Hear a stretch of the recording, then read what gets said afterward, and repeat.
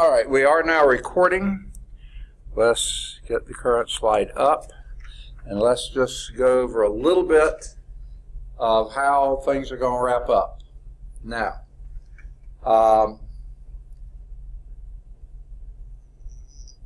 there's several things, several fronts I need to speak on. Let's start with where we are. We're in Chapter 4, and we're going to get as much of 4 done as we can, and if possible, maybe dip our toes into 5 as well, because there are some things in 5 that normally would have already been covered, but they chose to put it in a separate chapter here. So if we can get to, we're going to try to do that. Okay? The research papers, those who have turned it in so far, will get the little bonus. That's all 3 of you. Okay? You get a bonus, well, a couple more that I haven't graded, and we'll get to that in just a minute too. But they will receive that last bonus point. However, any that come in this week, 0 bonus points. This is the last week of the term, so any that come in this week, you get your score, and that's it.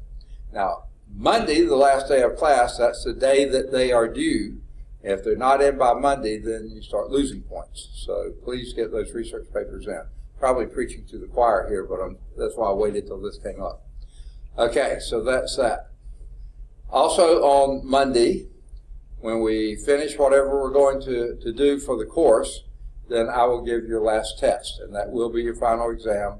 And that test, as we talked about before I turned on the system, cannot be dropped. You have to complete that final test. Of the first 3 tests, you will be able to drop your lowest test score. Okay? The paper cannot be dropped, and the final cannot be dropped. The last test cannot be dropped. Now, the final is not comprehensive. It's just going to be Chapter 4, and if we get a little bit into Chapter 5, that will be included too. But otherwise, it will just be Chapter 4. Okay? Now, and then once I give you the test next Monday, you got to get it back to me either Tuesday, Wednesday, or Thursday. Okay? Now, I haven't heard definitively whether the college is going to be open Friday next week or not. Technically, we're 4-day work week, June and July. Well, Friday is August. So I don't know if they're going to open us back up on Friday or not. However, I won't be here, okay, because I've got a treatment Friday. It's been scheduled for months, without knowing, I had no control over it anyway. Treatments have to come every 8 weeks or whatever the deal is, and that's when it panned out. So I will not be on campus Friday. If the campus is open and you do want to bring it by, you can slide it under my door on Friday. It's if the campus is open. I haven't heard whether it's going to be open or not.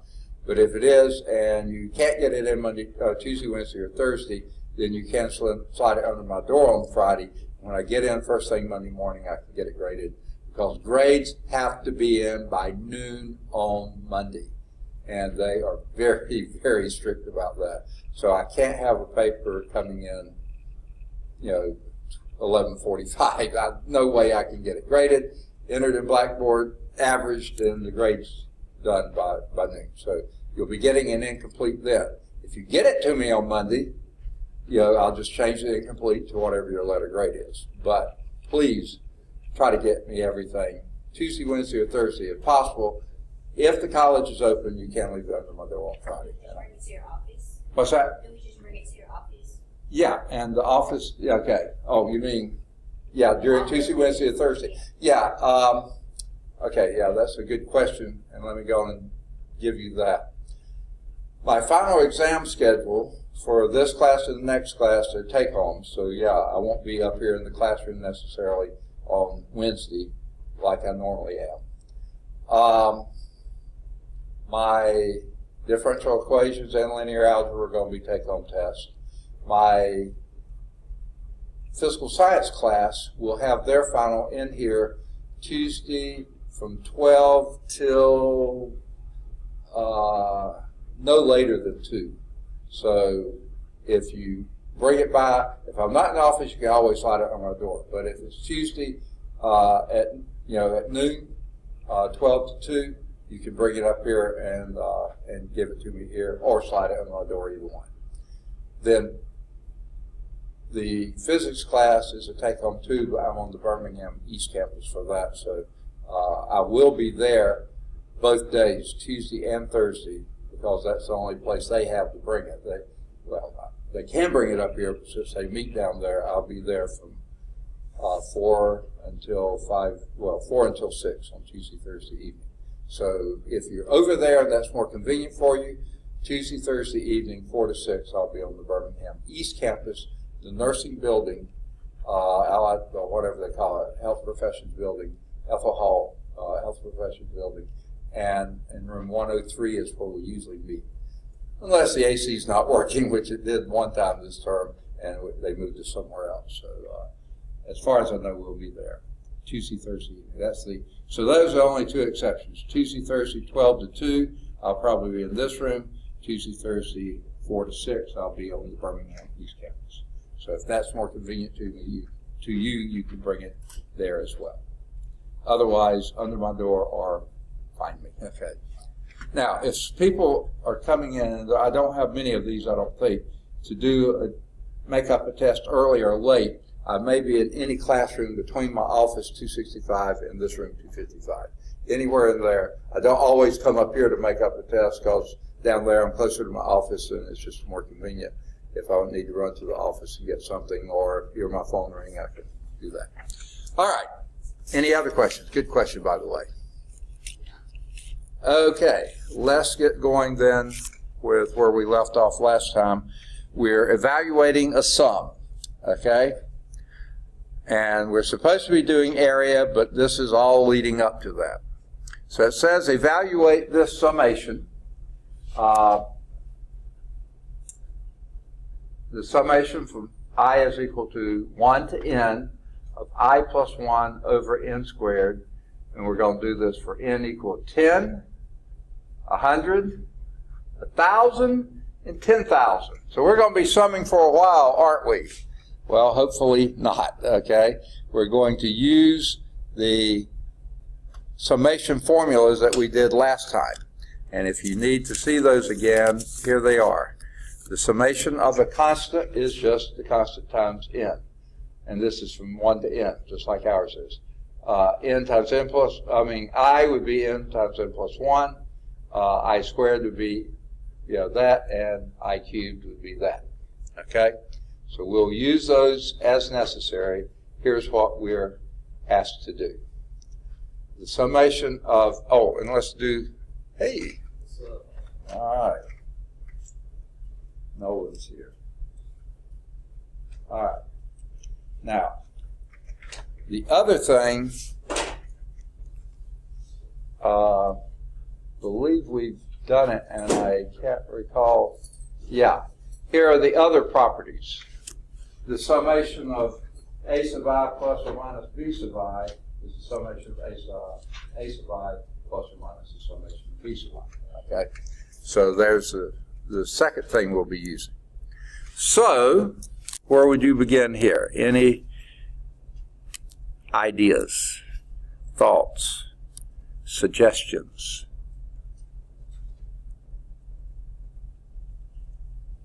Okay. Now you'll notice n is not a counter. N is a number, one of 4 different numbers. Let's go back to this. That's just like your k here. It's just a number. So you can pull the k out in front of the summation. Okay? So that's going to be our first step, is 1 over n squared for these 4 values, okay, times the summation, okay. What do we have left? I plus 1. Well, that's a summation like here. A sub I plus B sub I. Let's split that into 2 different summations, okay. So that would be the summation, and this 1 over n squared goes for all this. I equal 1 to n of I plus the summation of I equal 1 to n of 1. Okay? Does that make sense? Yay or nay? Just following the rules for no. Okay. Too early in the morning. Okay. All we've done so far is this. Now, notice here. The counter here is I. N is the limit of the counter. That's it. Just a number. N. Okay? The first one we're going to do, N will be 10. The second one, N will be 100. The third will be N will be 1,000. The fourth, N will be 10,000. But it's just a number, and it just shows how far you're counting. Okay? So once you pull the 1 over N squared out, since that's just a number, like your K, then you're left with summation of I plus 1. Right? Yay or nay? Okay? And the first thing we did was because of this, 1 over N squared. For our problem back there, where it's 10, 100, 1,000, or 10,000, that's just a number. We pull it out. Okay? And we're left with this. But now we have something that looks like this. I plus 1. So that'll be summation of I plus the summation of 1. Okay? Now, looking at this, the summation of I is this, right? Okay? So for the summation of I, we're going to put N times N plus 1 divided by 2. Okay?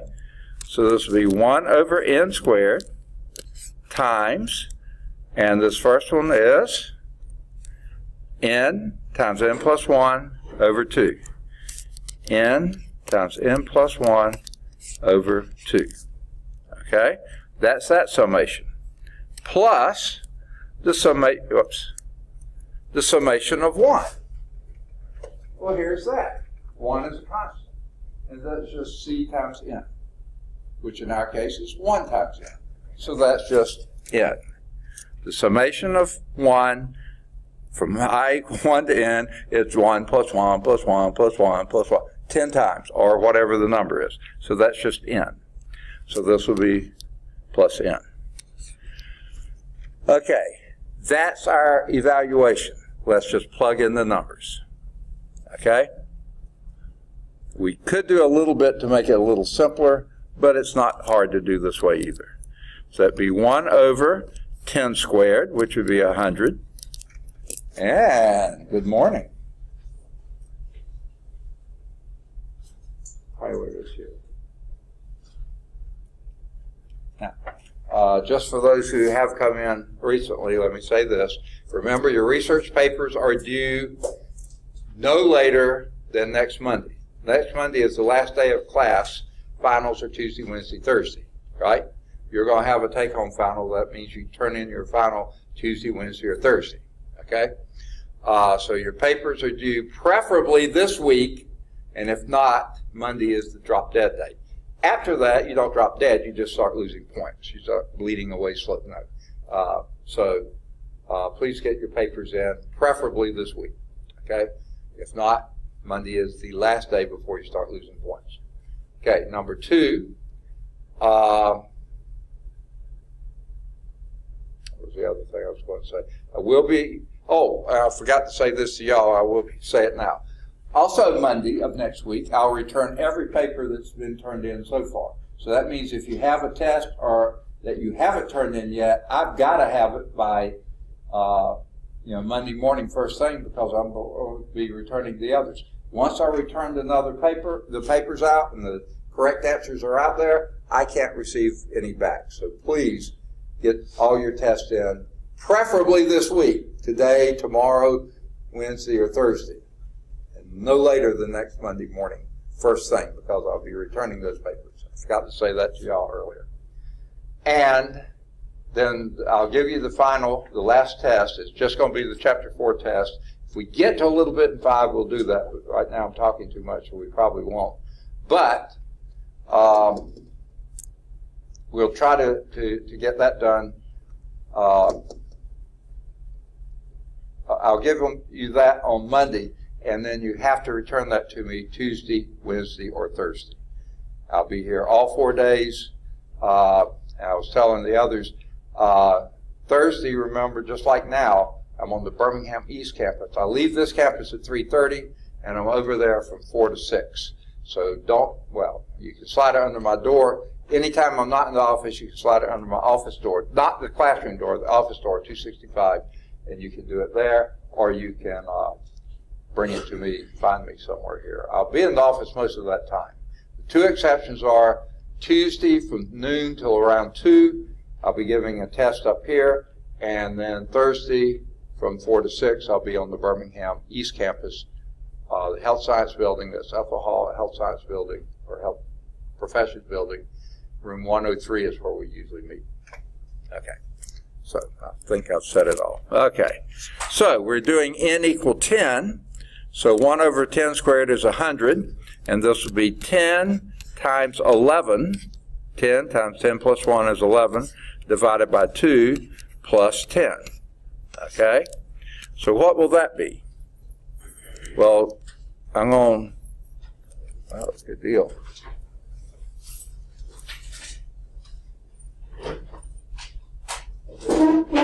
Jordan, right?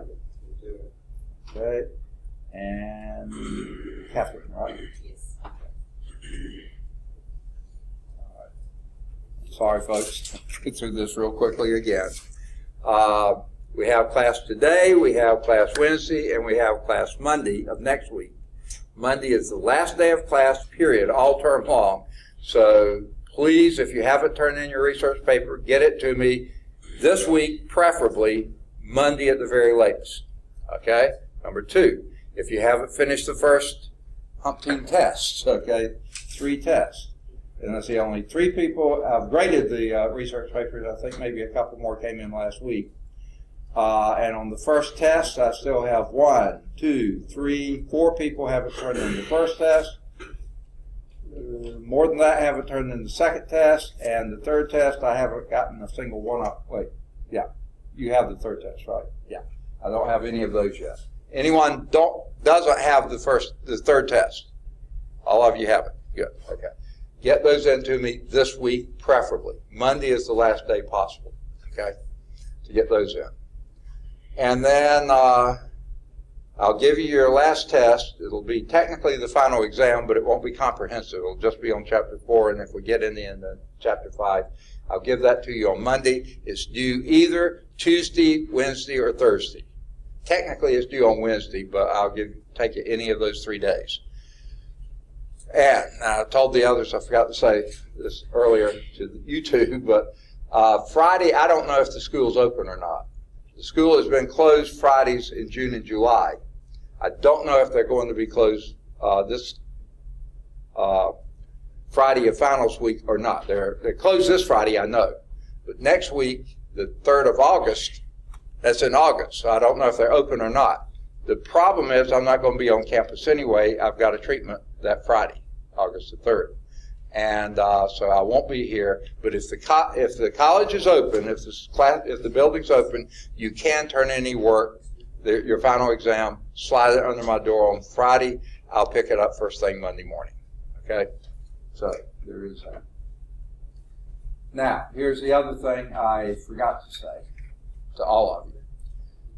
One reason I have this much grading that has not been graded is we are in the process of doing our end of the year assessment of our planning from last year and beginning the planning for next year. And this is one big operation, okay? We have to collect all this documentation. We've been doing this all term, but not everybody's gotten it into me.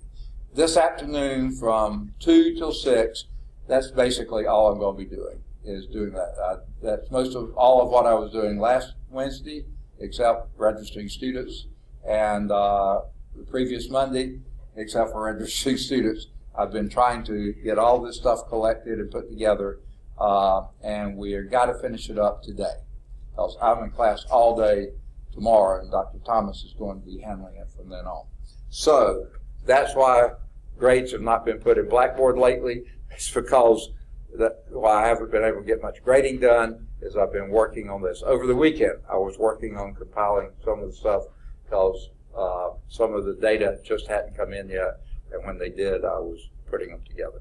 So Wednesday, though, I'll be grading like crazy because all that will be over with Tuesday. Okay? I won't be able to participate because I'm in class all day. So let's go on and finish this problem. Okay. I'm going to take the 2 and divide it into 10 and make it 5. And this will be 55 plus 10 will be 65 over 100. And that's going to be, anyone be able to reduce that? 5 will go into 65. 13 over 20. 33 over 20. Right. No, 13 over 20. That's right. And you can write that as a decimal if you wanted to. Okay? Hopefully, well, they did write it as a decimal. Well, let's see. Did they ever give an answer here? Yeah, that's 0.65. Yeah, that's 0.65. So they didn't even mess with the fractional form right here. They said that's 0.65. Okay, let's do that for 100. We use the same formula for 100. And that would be 1 over 100 squared, which is 1 over 10,000, okay, times 100 times 101 over 2 plus 100. Okay? So this will be 1 over 10,000. And they did shorten it, and I was starting to do that, and I probably should have. But it's not hard to do this way either. And that would be 2 will go into 100 50 times, and 50 times 101 is 5050, I believe, plus 100 is 5100, 5150 over, I mean, not over anything, well, over 10,000. So that would be 0.515, right? Yep, that's what they got. They put an extra decimal zeros there, no reason to. How about 10,000? 1 over 10,000, no, 1,000, I'm sorry. 1 over 1,000 squared. Okay, 1,000 squared is 1,000,000. I'm just going to do 10 to the 6. That's easier to write that way. Over 1,000 times 1,001 over 2 plus 1,000. Okay, 2 will go into 1,000 500 times, and 500 times 1,001 would be 500,500. Okay, plus 1,000 would make it 51,500. Divide that by 1,000,000, and that would be 0.5015. Okay, and that's what they got too. You put it over 10,000. Okay, 10,000 squared would be 10 to the 8th, right? That's 10 to the 4th squared is 10 to the 8th times 10,000 times 10,001, okay, over 2, that'll be 5,000, okay, plus, yuck, out of there, 10,000, okay, 5,000 times 10,001 would be 500,5000 plus 10,000 makes this a 1 there, and then divide that by 10 to the 8th, which is 10, 0, oops, one more. Yeah. Okay. When that just comes up being 0.50015. Okay? So you see what's happening here. Sort of hard to see here. The first one was a fairly simple one, at 0.65, and that doesn't really fit the pattern very well here. But when you get up to 100, which was this one, then it came out being 0.50. Is this it? No. It was, where was it? 50. Maybe that was it. But you look in the book, it's easier to see. 100.515. I just don't see that one here. I know it's somewhere up there. There it is, 515. Okay. 1,000 was 0.5015. 10,000, 0.50015. 100,000 would have been 0.50015. Anyone want to make a guess of what that's approaching?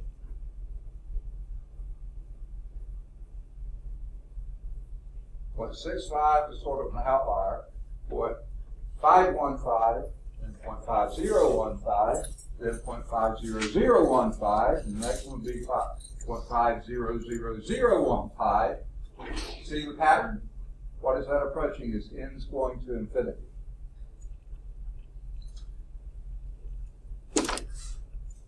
.5, right? Getting closer and closer to 0.5. Taking a long time to get there, but it's getting closer and closer to 0.5. Okay? So we figured that one does have a limit. Now, let's go back and actually do that. When we go back, can I erase most of this? Anyone need that any longer? Okay. I'm going to erase all this with the numbers in it. Not that that wasn't fun, but, you know, isn't it nicer just dealing with letters? Being good algebra students that you are. I'm not going to erase all that. I don't need that space up there, so I'll leave that for now. But I'll erase this part. Okay. Now, let's go to this. That's 1 over n squared. And this is what I started to do before. I probably should have. Let's factor an n out of both of those. N times, in fact, if we're taking it out, just do 1 over n. Okay? Since that's out of there. And this is n plus 2, n plus 1 over 2. And here's Daniel. Made it up this morning. Good. All right. Clean that up just a little bit. Okay. N plus 1 over 2 plus n. Okay.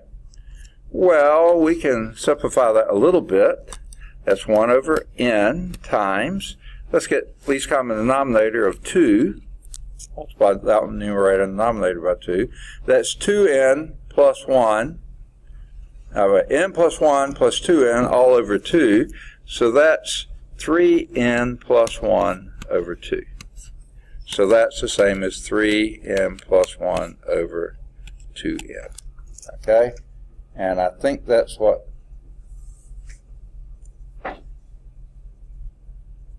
No, I did something wrong here.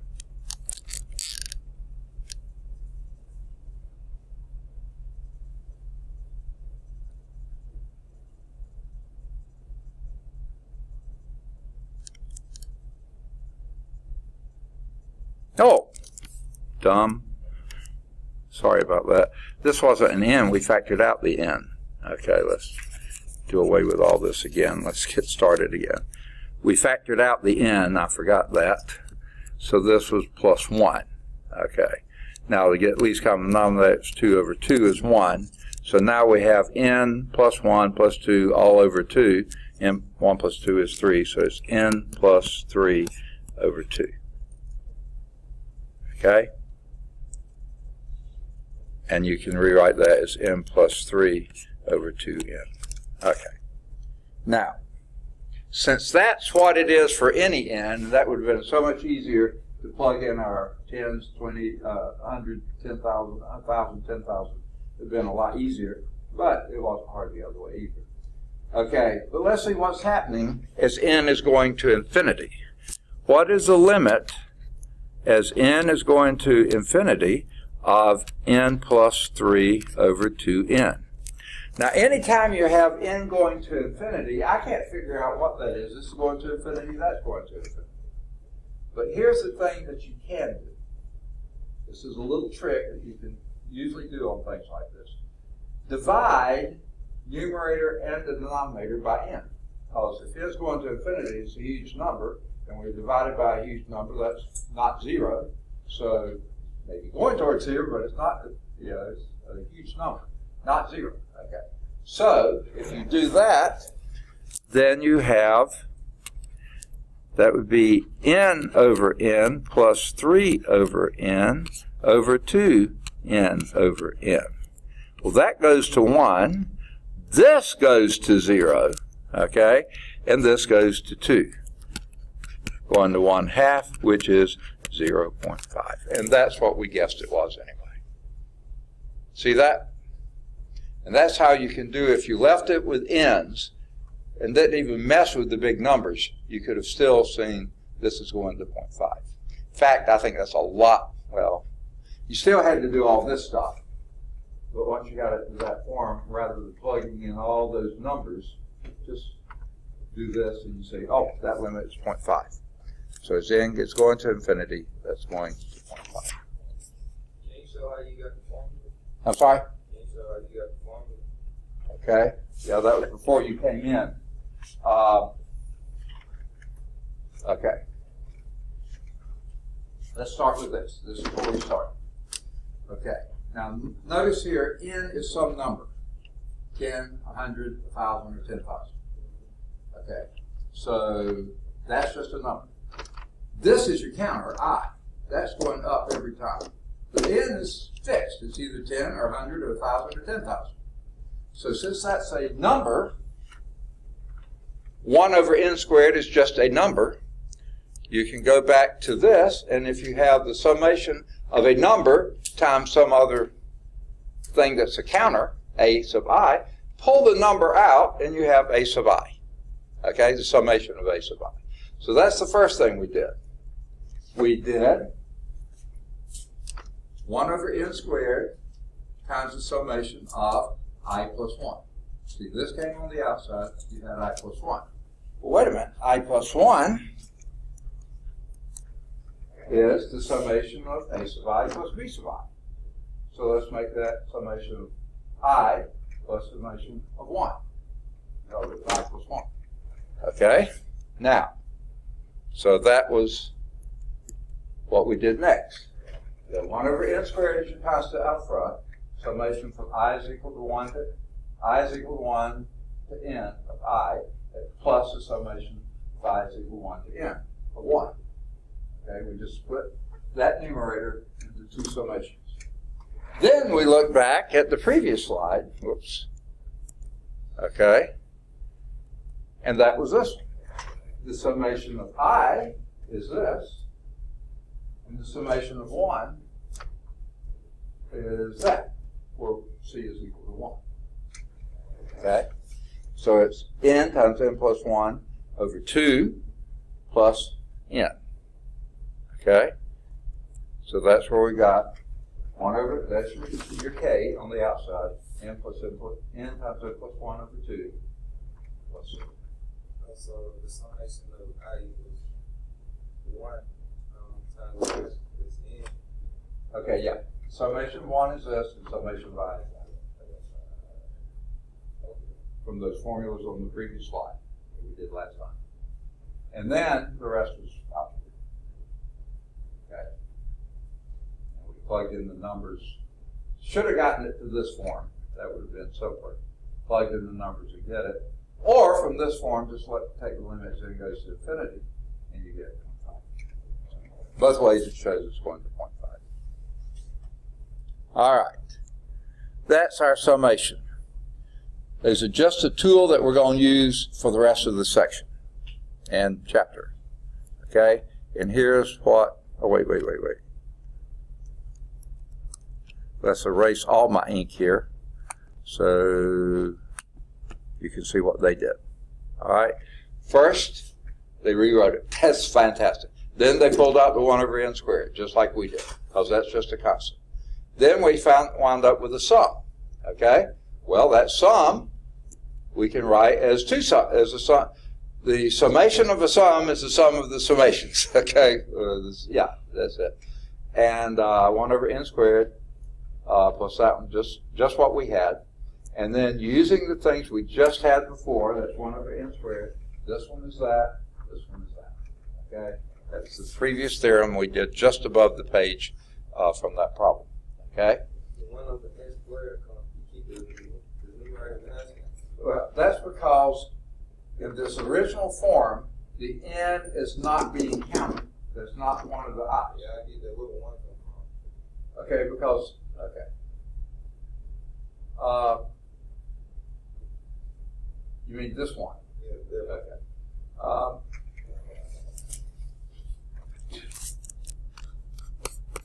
7 over 6 is the same as 7 times 1 over 6, isn't it? That's where it came from. Same place as that. When you split it out, sort of factor out the constants, okay? This is a constant. Those are both going to be counted. So the only constant here would be 1 in front. I understood coefficient of 1. Okay. So that's where it came from. Does that make sense? Okay.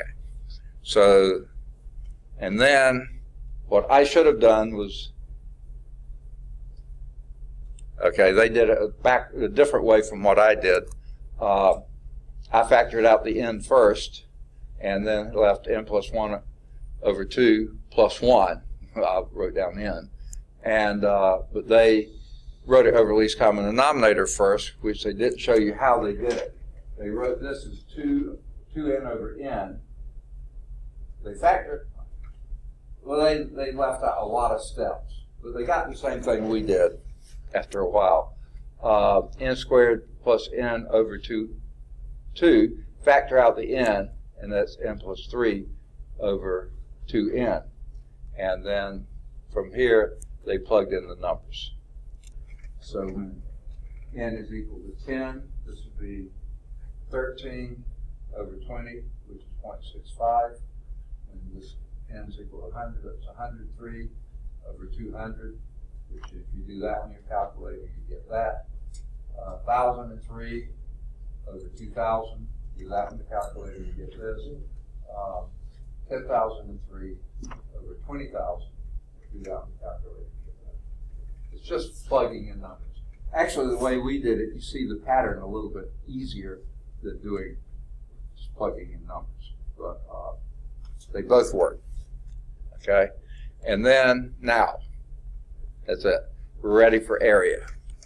Whew.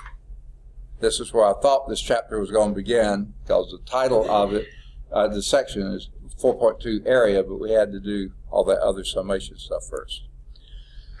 In Euclidean geometry, and by the way, that comes from a guy named Euclid. Anyone ever heard of Euclid? Okay. He was way back, BC type guy, that he put together just volumes on geometry. He probably came up with a lot of it himself, but he scoured the known knowledge of the world, the Greek, the Babylonian, and all this, and put together an incredibly impressive series of texts. It was called Euclid's Geometry. I think is what it was called, something like that. Believe it or not, that text was used for, I'm pretty safe in saying, millennia. Okay, not just centuries, millennia. It was that incredibly complete text on geometry. So this is called Euclidean geometry. You'll hear people talk about that. In Euclidean geometry, the simplest type of plane region is a rectangle. Now, I would argue a square is even simpler, but that is the form of a rectangle. All those people often say that the formula for the area of a rectangle is A is equal to BH, as the base times the height, it is actually more proper to say that this is the definition of the area of a rectangle. Whoa, the formula? No, they say it's a definition. From this definition, you can develop formulas for the areas of many other plane regions. While we're doing this now, I'm not absolutely certain, but we will. For example, to determine the area of a triangle, you can form a rectangle, and here's what you do. If you have any old triangle here, take the base of that triangle, okay, and the height of that triangle, complete a rectangle with that, okay? Now, why would you do that? Well, this angled side here, the slant side here, if you flip this over around here, you see that area here is the same as this area up here, right? Pretty clear. This area here is the same, flip it over, as that area. So the area of this rectangle is exactly twice the area of that triangle. So the area of the triangle is 1/2 the base times the height. But we do that before, didn't we? Okay? I've always done it slightly differently, but it still works. Okay? They were wanting to use rectangles. Parallelogram. Basically, you can do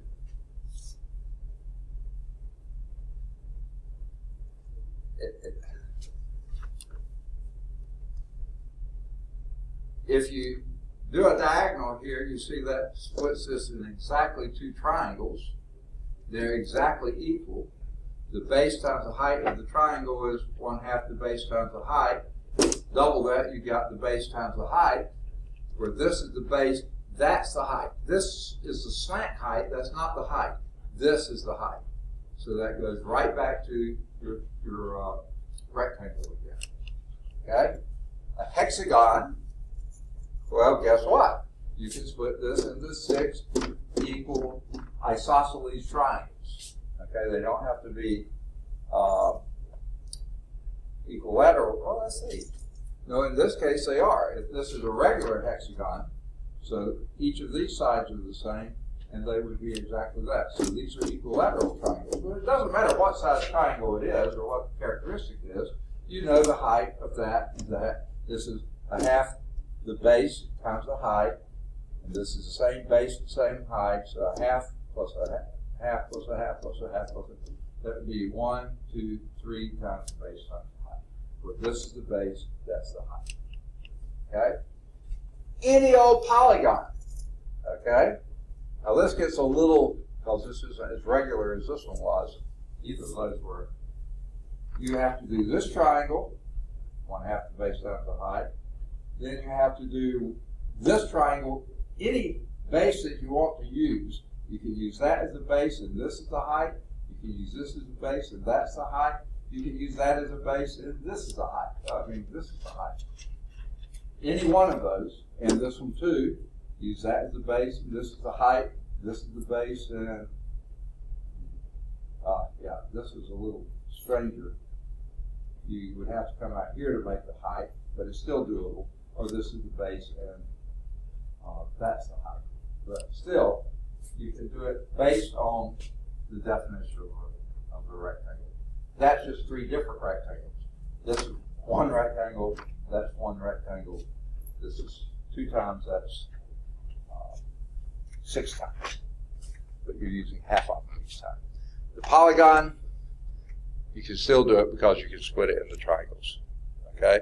So basically, any kind of regular polygon, you can calculate exactly its area.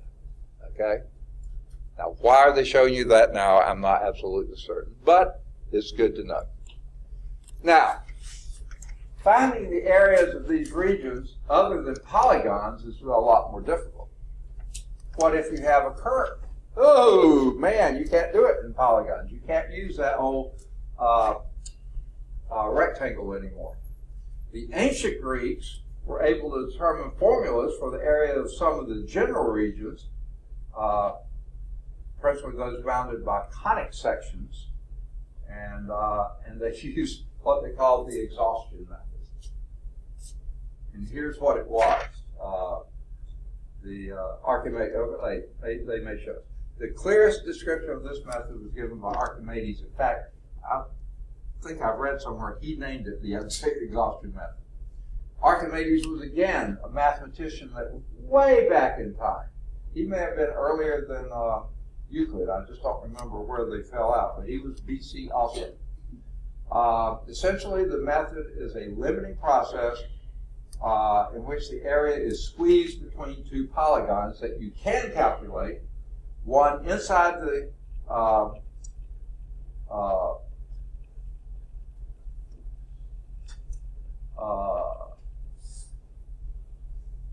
surface, you might say, and one outside, okay, about the region.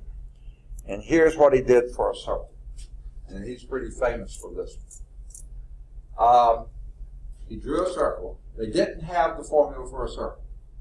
That had not come out yet, okay? So, but he wanted to know the area of that circle. So what he did, he put a regular polygon. You could start with a triangle if you wanted to. You could start with a square if you wanted to. This one just happens to start with a hexagon, okay? And inscribe a hexagon, a regular hexagon, equilateral hexagon inside here. And you can calculate knowing the length of this, the height of this. You can go exactly the area of that interior hexagon. I wish they'd have put that in a slightly different color. Then superscribe a regular hexagon.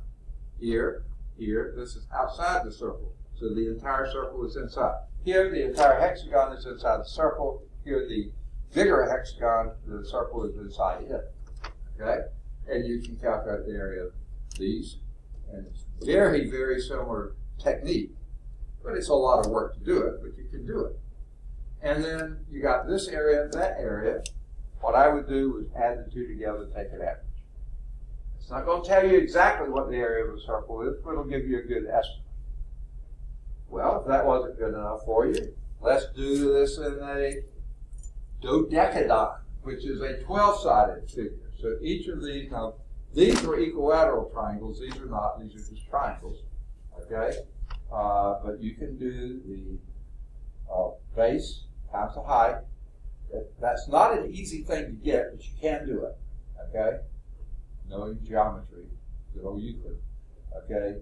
And do the areas of these 12 slices of the pizza inside, and then do the 12 that superscribe. And boy, this is coming really, both of those are close to the area of the circle. When you take those two areas, average them together, take the average of them, you're going to be awfully close to the area of the circle. Not exact, but awfully close.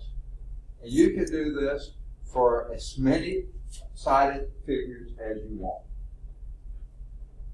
And now you see the reason they called it the method of exhaustion. After a while you say, that's close enough, I don't need it any better, I'm tired of doing them, so I'll accept the average between those two. And there's good old Archimedes. They have a picture of how they think he looks. I doubt if anybody really knows how he looked.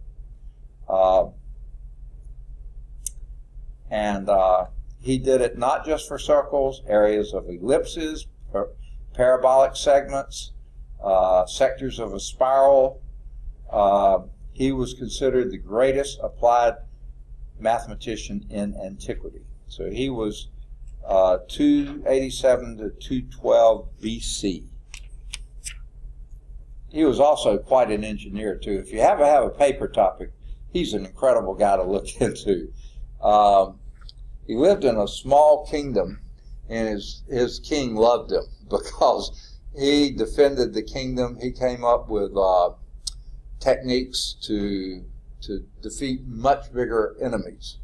For instance, he took a big lens, put it on top of the mountain approaching the harbor, so that when ships came in, he could focus the lens on the wooden ships and burn them up. Exactly. And so they didn't attack him by sea, even though they could have. I think he invented the catapult. Okay. I think he was the one who invented that one. There's a thing called Archimedes screw. Have you ever heard of that? Have any of you ever used an auger? You've never used an auger. My word. Okay. What an auger? Yeah, say again. It's a. Yeah. Think of a axle, and you put a curved surface inside a fairly closely fitting tube, and you turn that on or turn it any way you want to, and you can pick up stuff from inside here, raise it up. You know, they used it to get the water out of ballasts. It's an early type of a pump. When I was growing up on the farm in Georgia, when we harvested grain, the combine had it. They still have it. But we loaded our grain into the truck, take it to the grain bin, had an auger, put it in the bottom, turn it on, and it hauled the grain. You know, we didn't have to shovel the grain in the bin. We just had to have the Archimedes screw. I didn't even know it was Archimedes screw back then, but that's what it was. Here's DeMarcus. There you are. You were in here. All right, 3, 6. I'm missing somebody. Who did I forget to mark? Ah, yes, you snuck in on me, didn't you? The code is here. I saw you sent me an email, but I didn't get a chance to read it, so I don't know what that was about. It was about the final, bringing the final. Yeah, I remember that was the title of it. And what did you need to know? Oh, no, I just needed you to bring it. Say again? I just need you to bring it. Bring it? Yeah, you remember when I told you that I won't be here last week? Okay. So I need it early. Okay. When is it? Today or Wednesday? You can give it to me Wednesday. Wednesday, okay. I've got it made out. I just don't have enough copies made yet. Okay. All right. Thank you for reminding me, even though I didn't get a chance to see it. And by the way, for the rest of you didn't get to hear this, I'm not going to go through it all, but I'm behind in grading now because we're having to do our annual planning evaluation, and it's called a planning hearing, and it's a huge endeavor. And I spent just about all my office hours last week. What little time I had to spend on it this weekend, when I would have been grading papers, I was working on this, and I'll be spending all afternoon as much time as it takes for me to finish it, from 2 to 6 this evening, and I may be here way after 6 as we get all this together, because the hearing's tomorrow, but I can't be there, so I have to get it ready for Dr. Thomas so she can present the stuff. Since she hasn't done it before, I have to make sure that it's all put together. We're well on the way. It's just compiling it is the big pain in the neck, or other body part. Okay. Any questions? All right. For each value of n, okay, now here we have, here's n equals 6, there's n equal 12. We can keep making bigger and bigger numbers of pieces of the pizza pie until we approximate the area of the pie, okay? So that's when they say for each value of n, the area of the inscribed polygon is less than the area of the circle. The area of the circumscribed polygon is greater than the area. Moreover, as n increases, the areas of both polygons become better and better approximation to the area of the circle, but they never quite get there. They get close. And that's all they say. Okay. So let's now talk about the area of a plane region. Again, that was all very interesting historically, but not much to work on calculus-wise. But here's what we're doing in example 3. We're going to do something similar to what they did, only slightly different. Okay? Here is a function. F of x is equal to minus x squared plus 5. Now, I don't know if you can picture in your mind what that is, but x squared would be a standard old parabola, right? The minus x squared means it flips over. The plus 5 means it's translated up here to 5. Okay? So this is a portion of a parabola that does like this. Okay? Now, here's one way to estimate the area under the problem. That would be everything here, including the pink triangles there, or they're not quite triangles, but close to it. Okay? We first are going to estimate this using inscribed rectangles, a lot like they did in the method of exhaustion. Only they weren't rectangles then, they were polygons. These are easier to deal with. The area of this inscribed rectangle is the height at that value. Okay, what we do, let's first start, and we're going to go between x equals 0 and x equals 2. So here's x equals 0, here's x equals 2. You see that the function hasn't quite reached the x-axis by then. Okay? Now, what they're going to do is split this into five rectangles of equal width. So this would be, the total length here is 2, divided by 5, that would be, each thing is going to be 2/5. 2/5, that will be 4/5, 2/5, 6/5, 2/5, 8/5, and 2 will be 10/5, which is 2. Okay?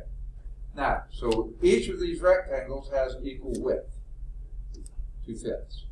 Okay? Each of these rectangles has a height of, for these inscribed, it would be f of 2/5, f of 4/5, f of 6/5, f of 8/5, and f of 10/5, or 2. That would be the height of the rectangle. Okay?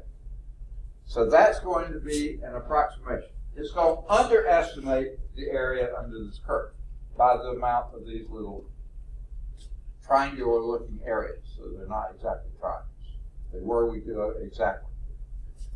Then we'll take them and do the circumscribed rectangles. In other words, we're going to take, here we took the right hand in, because this was a decreasing function, that gave you the inscribed rectangles. Here we're going to do the left hand in, and that will give you the circumscribed, because this is a decreasing function. There will be the rectangle on the outside. There will be one on the outside there. Again, the width of the rectangle is 2/5. The height of the rectangle is now going to be the value of the left hand in. F at 0, that would be 5. I know that one. Okay? F at 2/5 will be that one, which is the same as 2/5 here, which is this one. Okay? 4/5, 6/5, and 8/5. Okay? Those will be the heights. These will be the width. Again, this time you've overestimated the area under that curve. But the average between these two is not going to be too far off. It won't be exact, but it'll be pretty close. Okay? So, that's what we use. Now, let me start hinting at where we're going here. What we've taken the x-axis and broke it into small increments. Let's call those delta x's. Right? That's the width of a rectangle is your delta x. The height of the rectangle is alpha of x. So ultimately we're going to be summing either here or there, alpha of x times delta x. You sum all those up, and that'll give you a good approximation. What will give you a better approximation? Let's split these into half, okay? Then this one will be here, that next one will be there, much smaller error. This one will be up to here, so you have a little error here, a little error there. This one will be up to there, a little area there, a little area there. This will be up to here, a little area there, a little area here. So you've improved it. Same thing over here. Okay? And then you can keep doing that until your delta x gets incredibly tiny. And then you have your alpha of x, delta x. Summing all those up, before we did the summations, that would give you a good approximation. Anyone want to make a guess of where that delta x is going as a limit?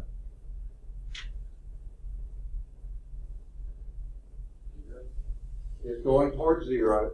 What do we name it when it gets close to 0? No longer delta x, but we name it dx. f of x dx. That's integration. It's summation of delta x's, integration of your dx. So that's where we're going. Okay, before we get there, okay, I guess that was, this is our problem. Here's the A thing. The right endpoints of the 5 intervals are 2/5 I, okay? The right endpoints, these are over here. The 2/5 times 1, we're summing from 1 to 5, so it'd be 2/5, 4/5, 6/5, 8/5, and 10/5. It's 2/5 times I, where I is your counter, okay? 1 to 5, okay? That's all they're doing here. The width of each rectangle is then 2/5, okay? It's your total width, which was, it was 1 to 2, or 0 to 2, so that's 2 divided by 5, which is how many increments you have, so it's 2/5. Okay? The height of each rectangle can be obtained by evaluating f at the right endpoint. That's what I was saying before. Okay?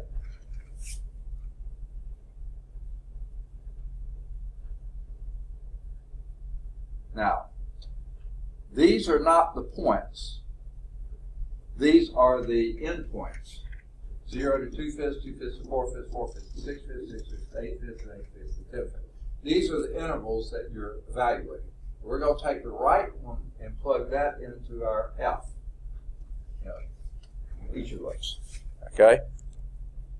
So,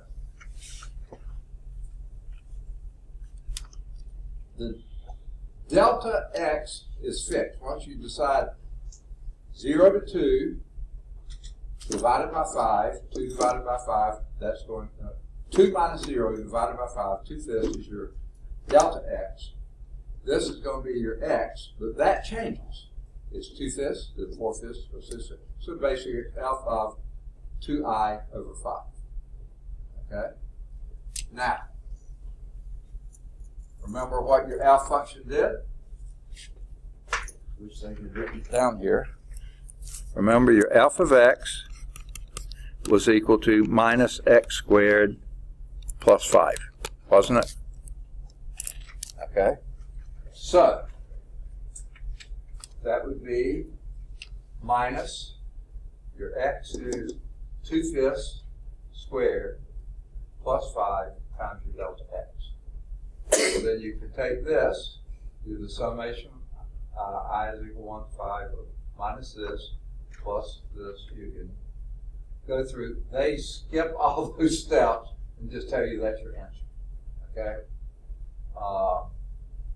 And you can do it either way. You can go back and use our formula. It's a little bit of a pain in the neck, but you can do it.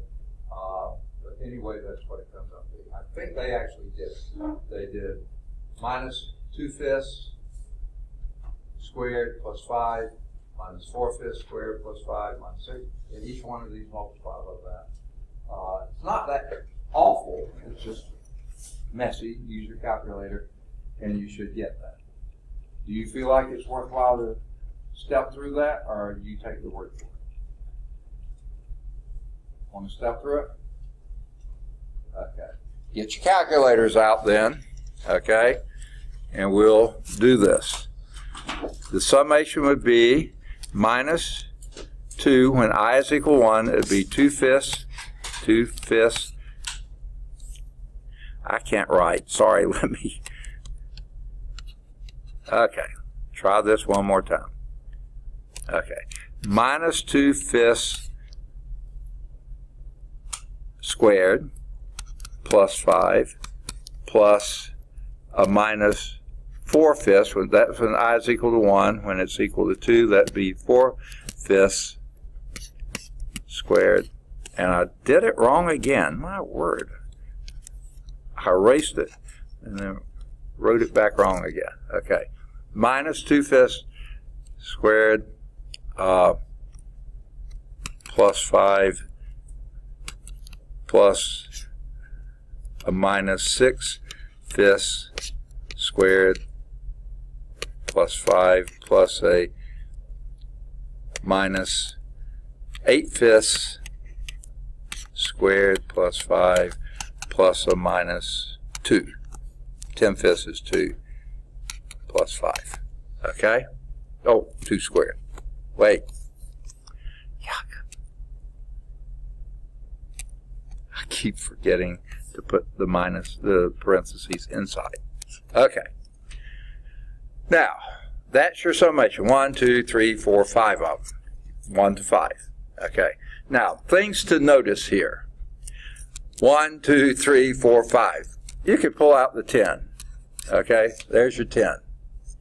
And then what you have here is minus 4/25 minus 16/25 minus 36/25 minus 64/25 minus 4. Okay? And all that's being multiplied by, I left this out, 2/5. That's your delta x. So all this is now being multiplied by 2/5. Okay. Now, someone's got a calculator? Please do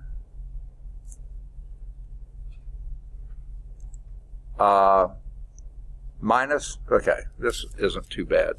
These two add to be 20. So that's minus 20/25.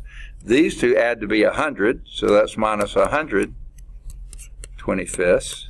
So those two added together are minus 120/25, and then minus 4.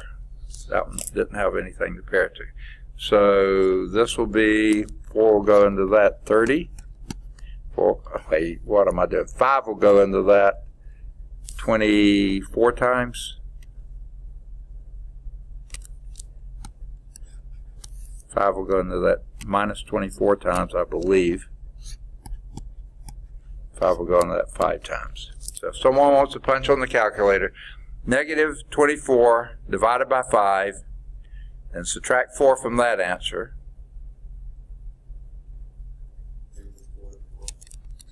Okay. Okay, say again. Negative what over 5? Over 5. Okay. So negative 44 over 5. I got something else. I'm sorry? I got a different answer. You did from what they did?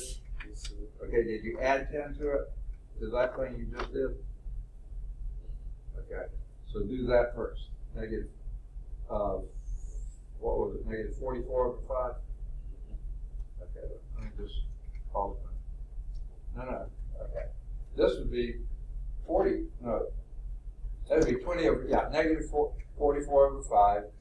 Add 50 over 5. That would be 6/5 times, whoa. Yeah, I got a different answer too, didn't I? Times 2/5.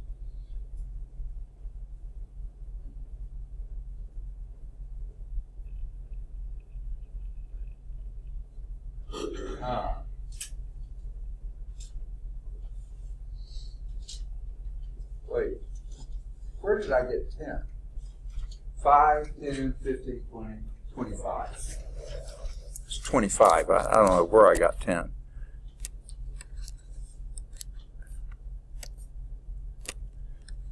Okay, this will come out a little bit better now, I think. That'll be 125 fifths plus, what did you say? A negative 44 fifths? Yeah. 125 minus, what was it, 44? No. Yeah, 44. And that's going to be 81 fifths or 25ths. No, 81 fifths. And double that 2/5, and that would be 162 over 25. Yeah, that works out right. Okay, sorry about how I got 10 when it should have been a 25. Okay, so that's exactly how you got 162 over 25, which is 6.48. Okay. Now that's an estimate of the area under that curve. Okay? Now what we're going to do with the circumscribed, okay? And let's see, let me clear the ink there. Because each of the 5 regions lies inside the parabolic region, you conclude that the area of the parabolic region is greater than 6.48. The left-hand endpoints are going to be this one now, 2/5 times I minus 1. Because if I starting at 1, the first one's going to be 0, second 2, 3. Okay, where I goes from 1 to 5. And the width is still 2/5. The height of each region can be obtained by evaluating F at the far left endpoint, so that's going to be those values over there. And if you multiply this out, you get that, and you're going to plug in I is equal to 1, 2, 3, 4, 5. So when I is equal to 1, this is F of 0. That was going to be easy to do. F of 0, let me write it down again. Your F of x is equal to minus x squared plus 5, if my memory is right. Okay?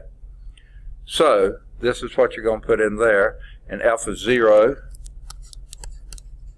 is equal to 5, right? So we can do that. Okay. Now, the rest of those are going to be stepping down from that, but guess what? They're the same things we just did. The first one's going to be that.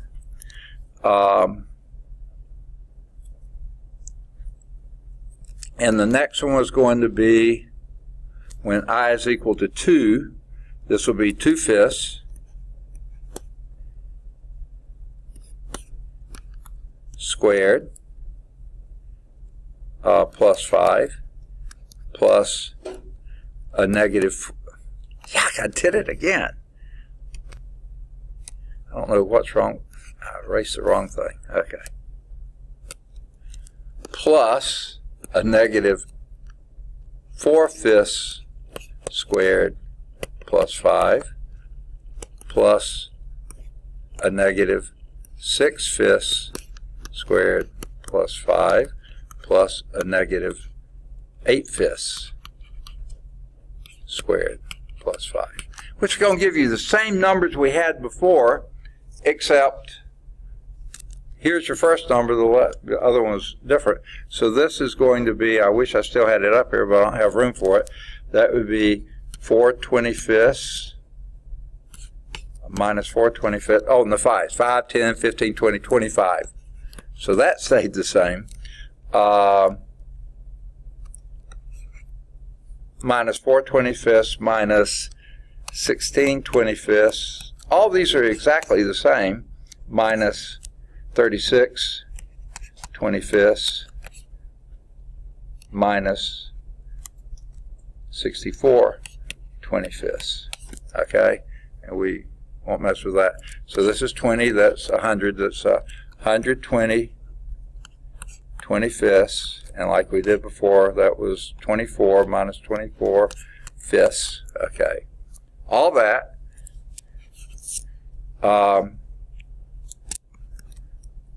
And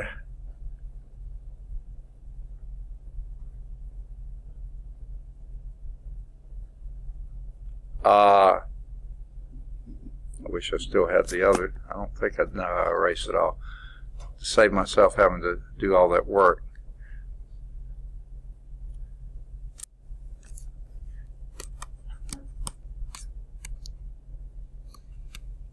No, 125 fifths.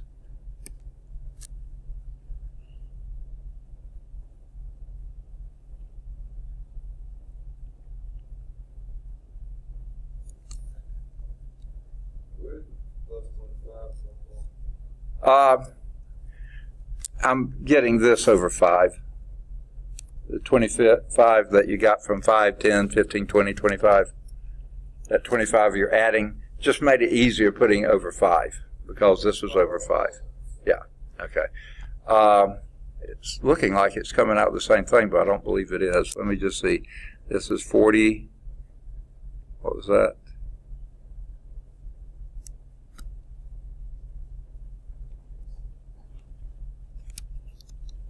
No, this is 101.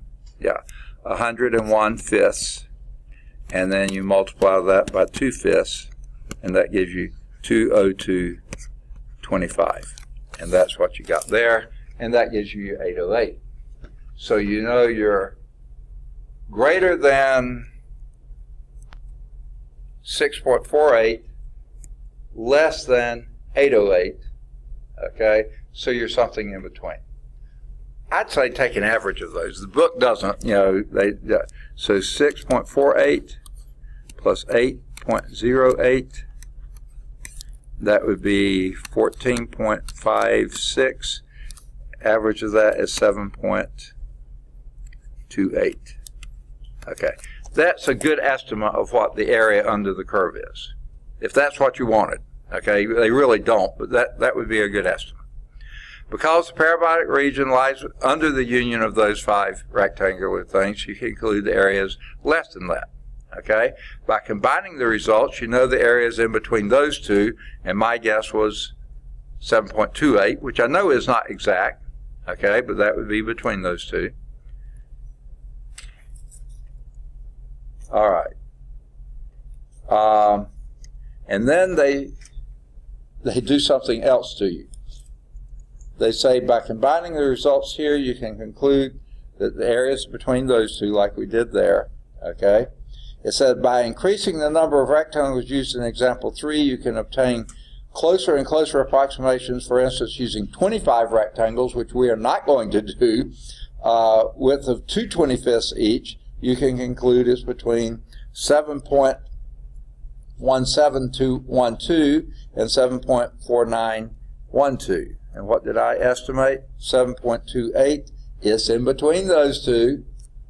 And how much better did we get? I don't know, but you know, if someone has a calculator quickly, 7.1712, can you do it? 7.1712 plus 7.4912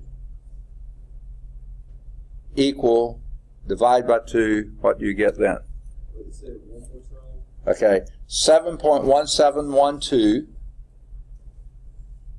plus 7.4912, divide that by 2, and you get what? 7.16. Say again? 7.16. That can't be right. You said 7.16? Yeah. No. Okay. Let me do this in my head for a moment. 7.1712 plus 7.4912. I got 7.3312. Okay, say again. 7.3312. 12? Yes. Okay. So we went from 7.28 to 7.33. I'd say we're still pretty close. Not exact, but pretty close. That was all just for fun. That doesn't really get. Let me tell you what the answer is. Okay? I shouldn't do this yet, but I'm going to. Okay? All right? What we're doing is integrating, like we did before, antiderivative, right? Integrating minus x squared plus 5 dx. Okay, whereas we were summing this function times delta x, we're now integrating this function times dx. Now, we haven't done definite integrals yet. I'll explain that to you in a second. 0 to 2. Okay? What was the antiderivative of minus x squared? Y'all remember? I know it was a week ago, but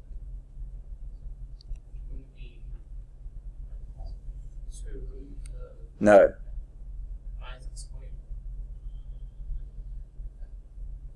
Not a square root. Antiderivative. If you took derivative of x squared, you would decrease the power of 2, decrease the power to 1, antiderivative, you increase it to 3, right? X cubed over, second? It's cubed. It's 0 down there. So up there. Remember? Okay, well, yeah. I hope you watch the YouTube, okay? And then this would be an antiderivative of 5? 5x, okay, we remember that. Now I'm going to show you how you set the limits. 0 to 2. I shouldn't be doing this yet. What would this be? Plug in a 2 here, and that would be negative 8/3 plus 5 times 2 is 10. Then do a minus and plug in the 0. Well, guess what? 0 over 3, 0 cubed over 3 is 0, and 5 times 0 is 0. That gives you nothing. So here's your answer. Minus 8/3 plus 30/3. I just like to add fractions that way. This will be minus 22/3. Punch that in your calculator. And you get, whoa, wait. Positive 22/3, sorry. Positive 30/3, yeah. Okay, and that would be 7.3333, right? I plugged in 2 for your x. And 2 cubed is 8 over 3, that minus 8/3. 2 times 5 is 10. Then got that over 3, so that's 7.333. And what were our answers before? 7.3312. Look at that. We were really close to this one. There's your exact answer. And by the way, that 3 keeps repeating forever. And the previous one, which we didn't do, the book said you would have got you really, really close. Okay? Forget this. I didn't show it to you. Right? Okay. So, now we're going to find the area by limit definition, which is going to get right where we got before. Okay? Consider a plane region. How are we doing on time? I never got out my watch.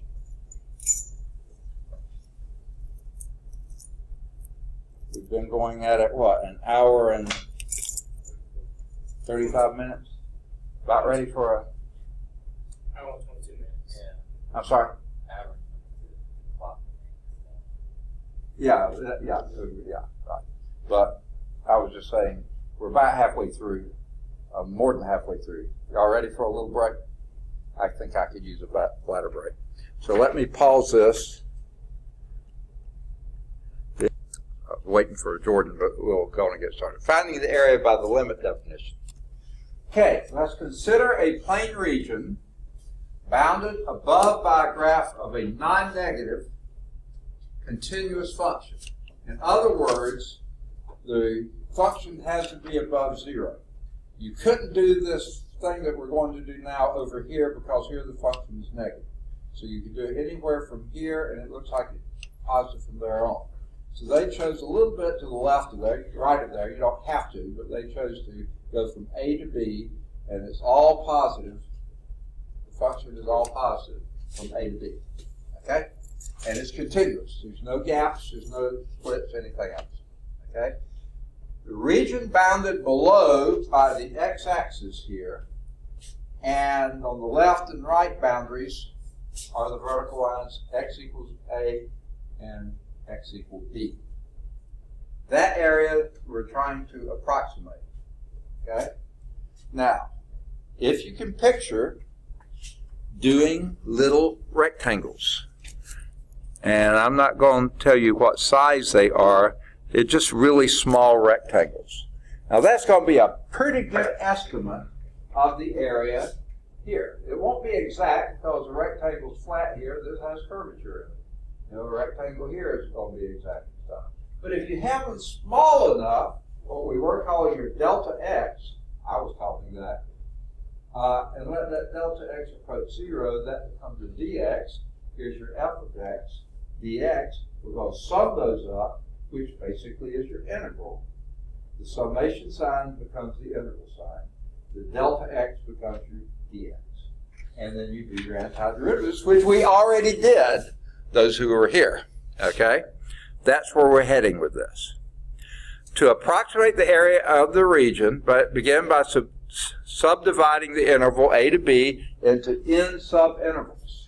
And they don't say how big or how small n is, okay? If it's 2, that's pretty big subintervals. If it's 15, those are pretty small subintervals. 1,000 is tiny little intervals, okay? N subintervals, the delta x of which is b minus a, that's the length, divided by n, however many subintervals.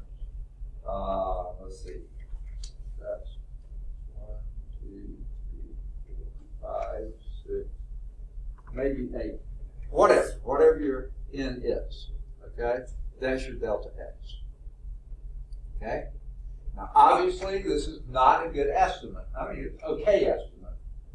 The one side would be this estimate, the other side would be that estimate. You use this side, you overestimate, this side, you underestimate. But anyway, you get a reasonable approximation, okay? Now, the endpoints of the interval are A, which we're going to call, usually call it x0, but they're not doing that now. Yeah, there it is. A is equal to x0. And then the next interval is one of those times delta x, so A plus delta x. And the next one will be A plus 2 delta x. And the next will be A plus, until your very last one is A plus n delta x. That'll be your B. So your counters here are going from 0 to n. Okay? Okay. Because F is continuous, the extreme value theorem guarantees the existence of a minimum and a maximum value of f of x on each subinterval. So f on each of the little intervals here. Okay? Now let's go back to this one. I realize I probably wasn't.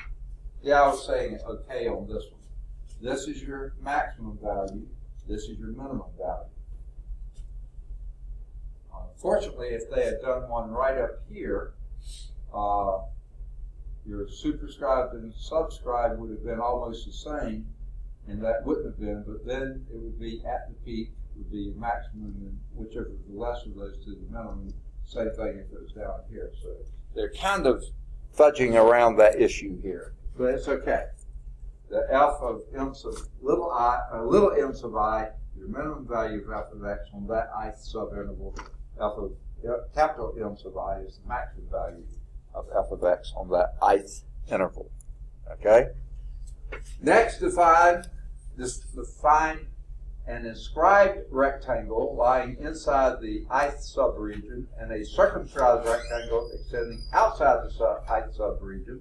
The height of the inscribed rectangle is f, so it's m, and here's Will. Okay. Still missing, well, we're still missing several, okay? So those are the height of the maximum and minimum of those rectangles, okay? For each little I, the area of the inscribed rectangle is less than or equal to the area of the circumscribed rectangle and greater than or equal to the area of the inscribed rectangle. Okay, yeah, I'm sorry. Inscribed rectangle less than or equal to the area under the curve, and that's less than or equal to the area of the circumscribed rectangle, just like we did with method of exhaustion. The sum of the areas of the inscribed rectangles is called the lower sum. The sum of the areas of the circumscribed rectangles is called the upper sum. So the lower sum is little s sub n. That would be the summation of those f of little m I delta x, and the summation of the capital m of I delta x. So that's going to be your lower limit, upper limit. Okay?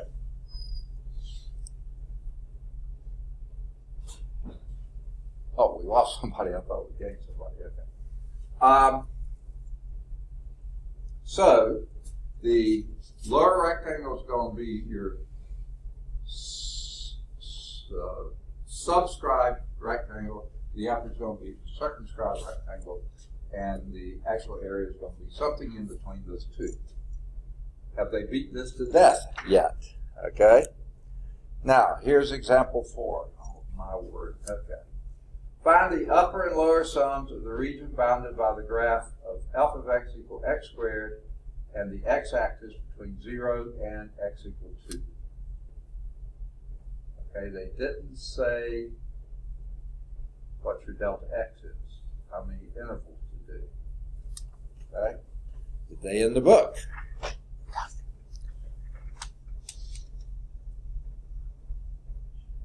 And how they begin, they say to begin, partition that into n subintervals. Okay, so they're not specifying. So to begin with, we partition this into n subintervals. Each of those delta x is going to be b minus a, which is 2 minus 0, which is 2, divided by n, whatever that happens to be. If it's equal to 2, then 1 each. If it's 4, it's half each. If it's 10, it's a fifth each, whatever. Okay, that's your delta x. 2 minus 0 over n, or 2 over n. Okay? Now, this shows when n is equal to 4. Okay? You've got 5. N is equal to 1, 2, 3, 4, 5. This happens to be 0 because your subscribed rectangle is going to be this endpoint, and that's going to be 0. Alpha 0 is equal to 0. Then these 4 will add to that. Underestimating, if you do the right-hand side, that's the circumscribed. This will be at alpha 0.2, 0.4, 0.8, 0.6. Okay. 0.4, 0.8, 1.2, 1.6, and 2. We'll get it right one of these. Okay, and that gives you the circumscribed rectangles. These are the subscribed rectangles. And you can add those up. All right. Now, let's pause for a moment. I promised going down the hall, Jordan, I would do this. I didn't think to do it. I thought of it, but I forgot to do it. Okay? I was going to explain to him the antiderivative because he wasn't here last week. Let's start with a polynomial. Name me a polynomial. Give me one. X what? X squared minus, how about 2x? Is that okay? It doesn't have to be 2. Let's make it 3x, okay? Just to have something. If you took the derivative of that, what would that be? D by dx. That would be 2x minus 3. Now what did you do? You took the exponent here, multiplied it by the coefficient. Get that? Multiplied, and then reduce the exponent by 1.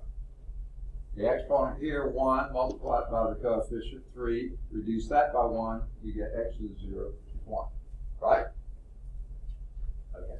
Now, if you're integrating that, what you do is the reverse of that. You raise the exponent by 1, making it x cubed, and then divide by that new value 3. So that's where we got the x. The minus sign was just out front. That's why it was x cubed, increasing that, and divide by that. Okay? And on this one, we increase that by 1, making it x squared, and divide by the 2, and that would be minus 3 halves x squared. On this one, you didn't have an x in it. You increase that by 1, 5x to the first power, divide by 1, and you get 5x. So that's how you do an antiderivative. You do exactly the opposite of taking a derivative. Instead of decreasing your exponent by 1, you increase the exponent by 1. rather than multiplying the exponent by this, you divide the coefficient by the exponent. And the coefficient was 1. Okay? The new The exponent. exponent by 1 divided by the exponent. What's that again? Increase the exponent by 1 divided by the exponent. Yeah, the new exponent. Exactly. Okay, now, here's how you can always check. Take a derivative of this. What is the derivative of that? This you could write as negative 1/3 x cubed. What would be its derivative? Second? 3x squared. Over 3. All right. 3 over 3 is? So it would be minus x squared. Same thing you got there. Take the derivative of that. Fine. So you can always, when you've done the antiderivative, take the derivative of it and see if you got that again. If you didn't, redo this, okay? If you got that, you figure out you got it right, okay? If you took the derivative. Okay. I just wanted to say that because Jordan hadn't been here last week. So, second, oh, did you need that up there a little longer? I said thank you. Okay. All right. Where were we here?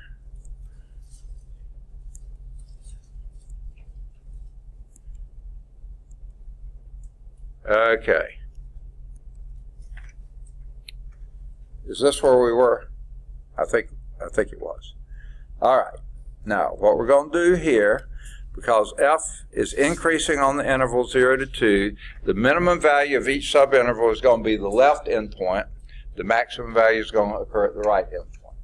Okay?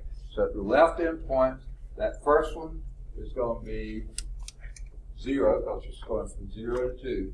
0 plus I minus 1, because you're doing the left endpoint. So 1,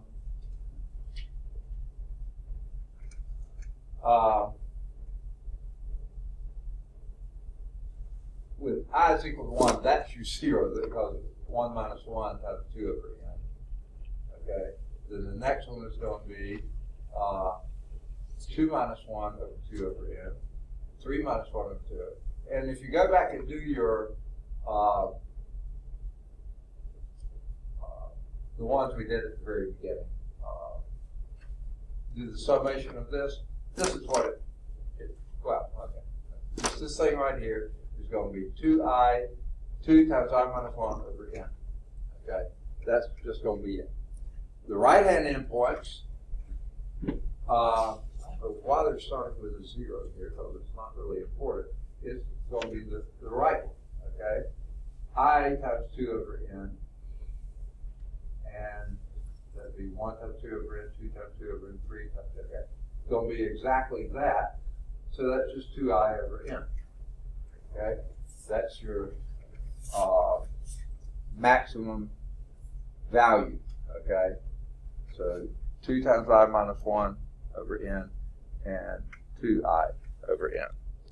Okay, if you multiply that by using the left endpoints, your lower sum is going to be the f of this m sub I, okay, times delta x, which you already calculated delta x.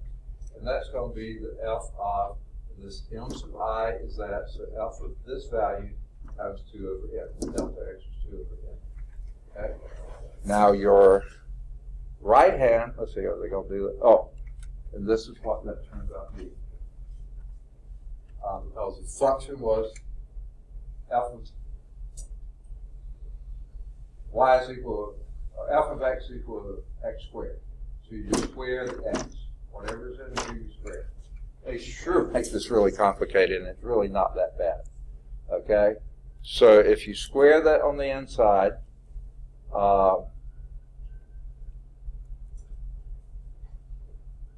now, all right, here's what they do. 2 squared is 4, times 2 is 8, over n squared. You get that part out, and then the rest of it is I minus 1 squared. Okay? And I minus 1 squared, whoops, did the wrong thing. I minus 1 squared is I squared minus 2I plus 1. So that's where they get that. Okay. So that's simply that. All right. There's your summation, that lower sum, little s of I, or whatever they called it. That's it. Okay? Now, you can pull the 8 over n squared outside, because those are a constant, and then just do your summation of those things. And that's what they did. 8 over n cubed. Okay, wait, okay. I'm sorry, I said n squared. This n is squared times that would be n cubed. Sorry about that. Okay, 8 over n cubed out front. Then the sum of I squared minus 2 times the sum of I, and then plus sum of 1.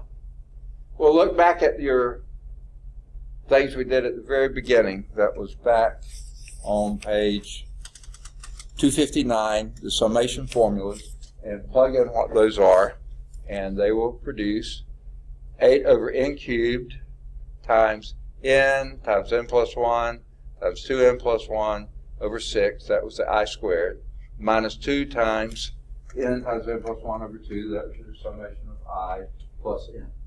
Okay? Now,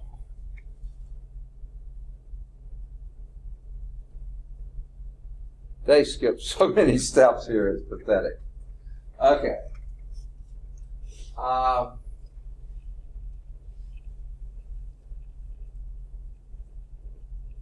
man.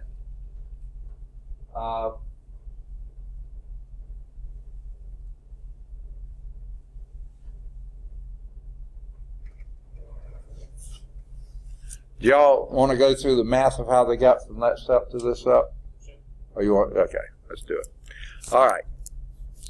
This will be n squared plus n times 2n plus 1. That's an n. I don't know how it came out being a 5. Let me clean that up a little bit.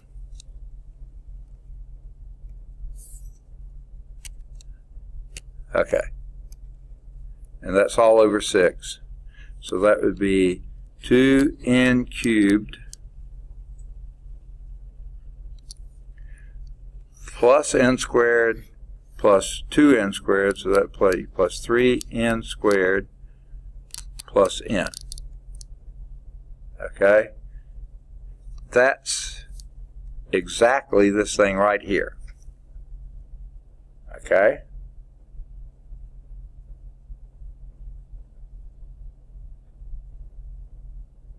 It's unbelievable, but that is exactly that. Okay, this will be n squared plus n. Okay, the 2's are going to cancel out, and this is going to be plus n. So it's going to be n squared plus 2n. Okay, well, all right. Now, when you do least common denominators, you're going to have a 6 times this divided by 6, so you can add these things together. So that'll be a 6n squared plus 12n over 6. What's that? Well, yeah, because you see, you had a denominator here, and if you're going to add this term to this term, which is what this thing was, you're going to need the same common denominator. So I put 6 over 6.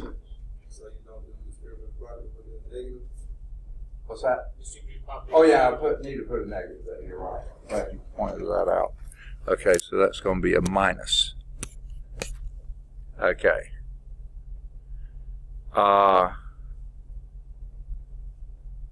Now, so let's see what. Just finding it hard to believe that came out to be exactly the same. Ah, that's it. Okay, got it. I think I'm okay with it. It's not exactly. That's a minus there. So what we have here is this. This was our front part here, and this is over 6, minus 6n squared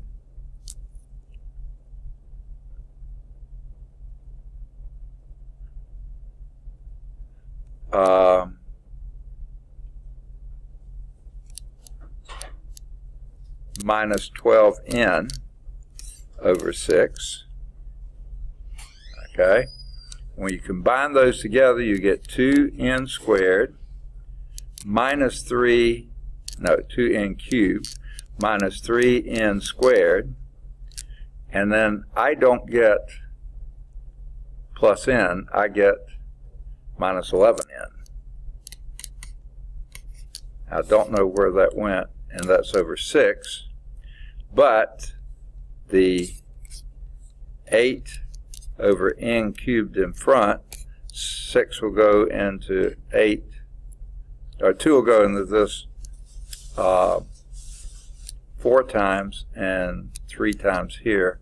So that's where you get your 4 over 3n cubed. That I see, but what I don't see is how they came up with a plus n there, and it looks like it needs to be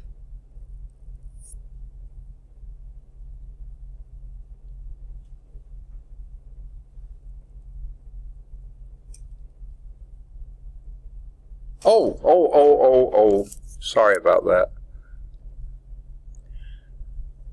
I do see how it is. This is, I forgot my minus sign out front. I did it later, but you caught me too soon. You should have said it sooner. Let's do this again. This would be an n squared plus n with a minus in front plus n. So that's an n squared minus n plus n. That adds to 0, and so it's just a minus n squared. Multiply that by 6, and you get minus 6, and that gives you plus n. Okay, so that is correct. 2n squared cubed minus 3n squared plus n. Okay, so that's how they got that part. Okay, we're in agreement there. Okay, now.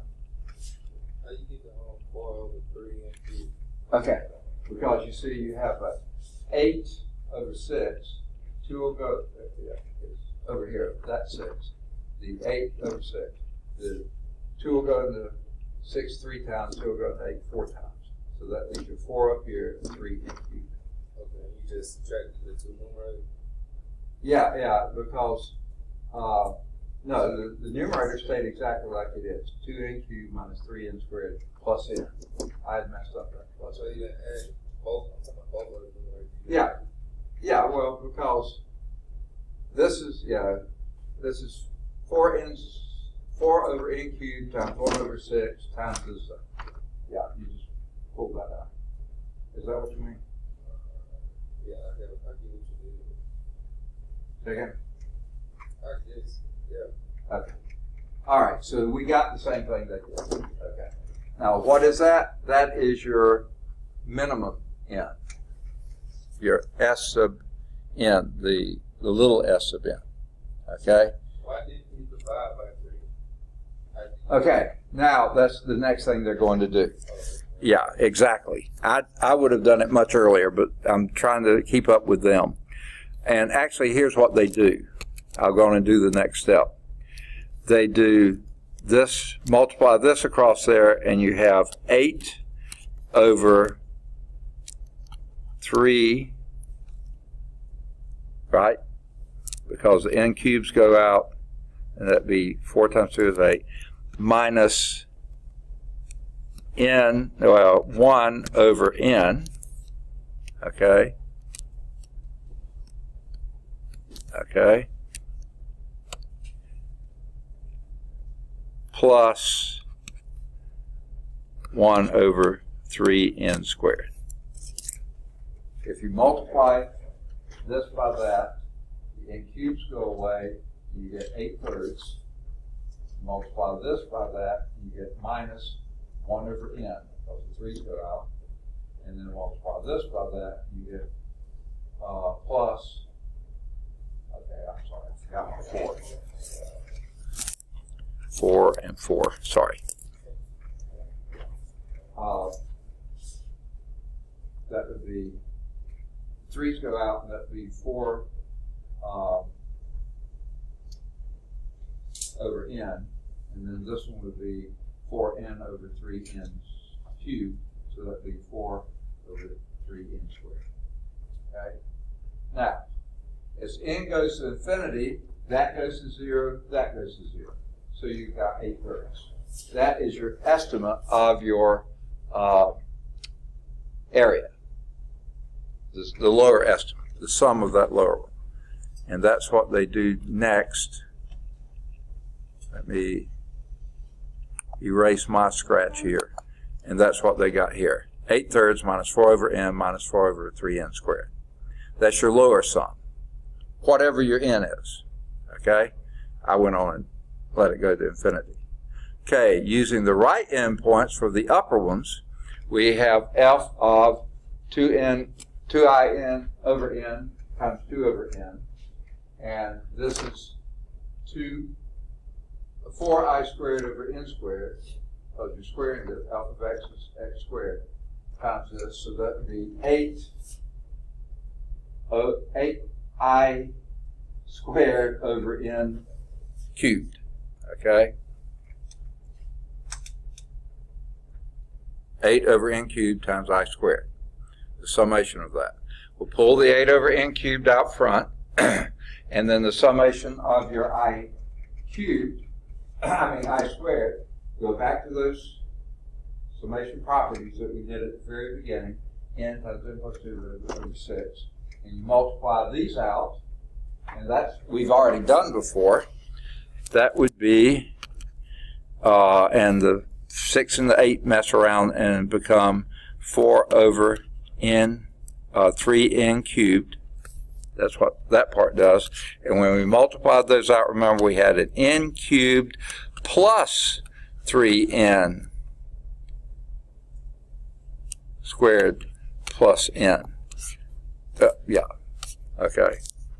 No, 2n cubed. Okay, I'm trying to do it from memory, and my memory's not good.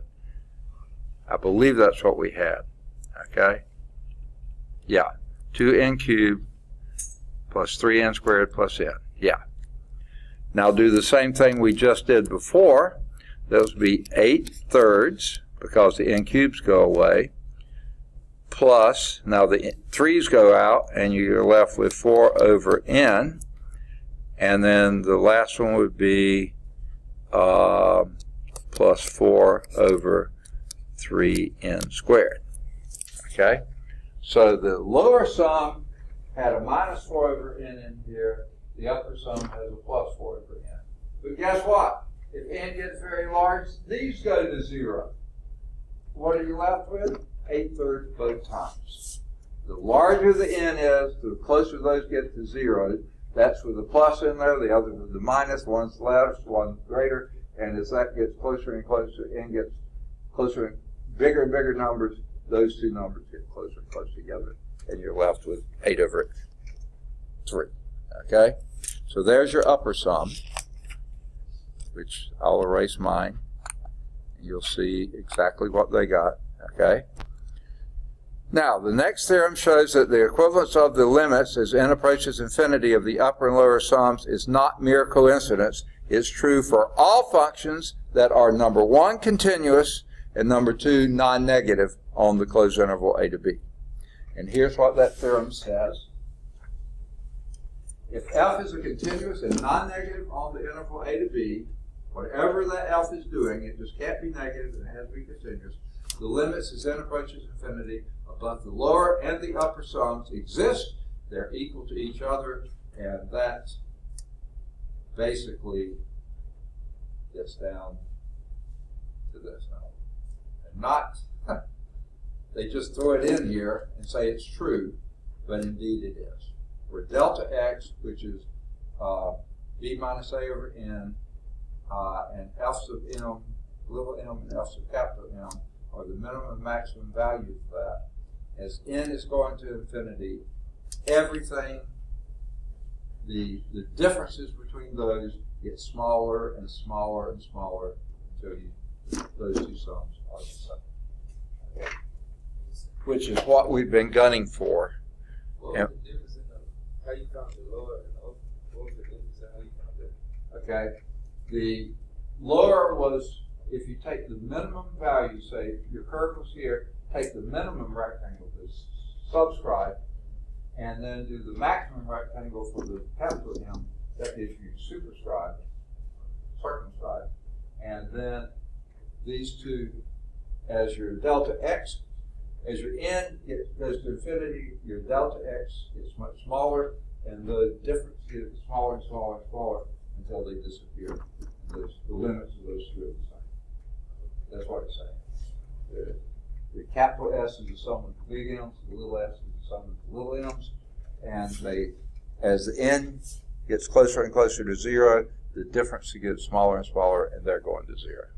So they become the same. Okay, in theorem 4.3, the same limit is attained for both the minimum value and the maximum value. So it follows from the squeeze theorem, if you remember way back, that the choice of x on the subinterval does not affect the limit. Okay? So the squeeze theorem, if some h of x is always less than or equal to f of x, and that's always less than or equal to g of x, for x on some open interval containing c, except possibly c itself, then if the limit of the lower one is L and the limit of the upper one is L, the limit of f of x has to be L to exist also, and it has to equal L. So there's why we did the squeeze theorem in the first place, just for this, mostly for this purpose here. That means that you are free to choose an arbitrary x value in the ith subinterval, okay? And the definition of the area of a region under a plane, if let f be a continuous non-negative function on the interval a to b, and the area of the region bounded by the graph of f, the x-axis, and the vertical lines x equal a to x equal b, okay? That area is the limit of the summation of f of x. And here's what it's saying. All that. We did left, we did right. Now we're going to take, you don't have to be the center, but you can think of it as the center. Any point in between, okay? You don't have to do the left, you don't have to do the right. Pick a point in that interval, okay? Any point in the interval. The left, right, or the middle. It doesn't matter. Pick any one, and as long as your delta x is going to 0, then you're going to approach the same thing. So the area is the limit as n approaches infinity. That means your delta x is going to 0 of summation I is equal to 1 to n of alpha ci, that's anything in that interval, okay, times your delta x. Okay? Whereas the c is somewhere between x of I minus 1 and x of I, any point in between there, including either endpoint, doesn't matter. The delta x is b minus a over n. And if n is going to infinity, delta x is going to 0. Okay? So what does that become? Here's example 5. Find the area in the region bounded by the graph of f of x equal x cubed, the x-axis, and the vertical lines x equals 0 to x equal 1. This is a really blown up picture of that. Okay? So,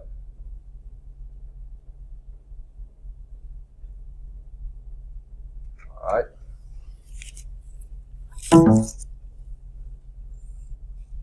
So that area under here, the pink area, is equal to the limit as n approaches infinity of f of c sub I times delta x. Okay? Now, your delta x is equal to b minus a over n. B is 1, a is 0 over n, so this would be 1 over n. So there's your delta x, 1 over n. So the area would be f of c sub I.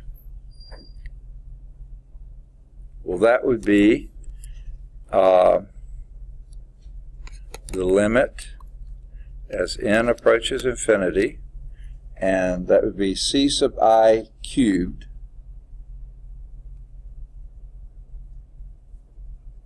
Okay? Now, let's say this is C sub I here, okay? Something in that thing. And C sub I cubed would be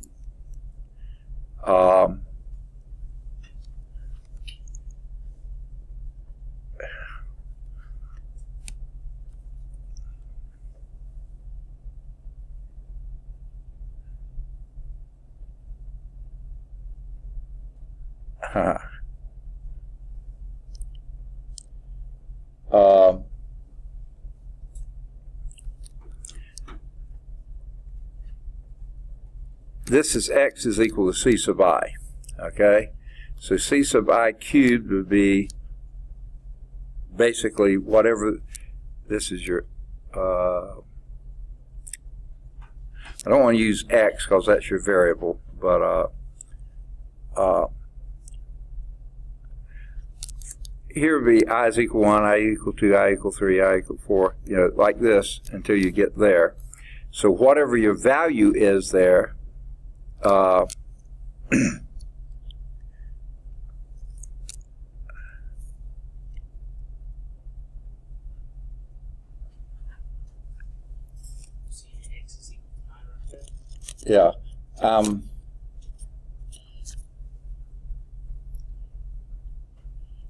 Okay.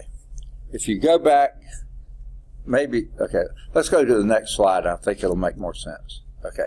Begin by noting that f is continuous, non-negative. We got that. Next, partition it into n subintervals with delta x equal 1 over n. We did that. Okay. According to the definition of area, you can choose any x value on the ith subinterval. Okay. So, for this example, the right subinterval, the right endpoint is C sub I is equal to I over n. Okay? That's what I was trying to point out here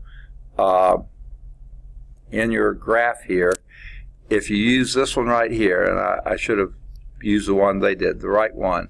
So how far are you over here? You went 1i, 2i, 3i, 4i, 5i, 6i, 7i. So that would be your C sub I, the functional value there would be that cubed, okay? So what they're saying here is the C sub I is I over n. That's the ith one over, okay. All right. Each of these intervals is 1 over n. So that would be C, your x here would be Ci over n. And that's what you're cubing. So that's where they get, yeah, Ci is equal to 1 over I over n. So the area would be f of Ci, which would be the limit as n approaches infinity of I cubed over n cubed times 1 over n. And that limit would be I cubed over n to the 4th. Okay? And you could pull out the n, 1 over n to the 4th, and you have the limit of I cubed as n equal, wait, I got this back. Well, yeah. Okay. Let's go on and say, okay.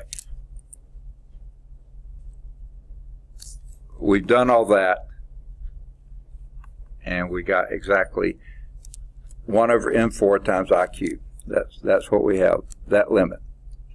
Okay, that's where I was heading here. Okay, I cubed. Well, what is that? If you go back to your things on page 259, the number 4 there, the summation of I cubed, I equal 1 to n, is n squared times n plus 1 squared over 4. Exactly what that is.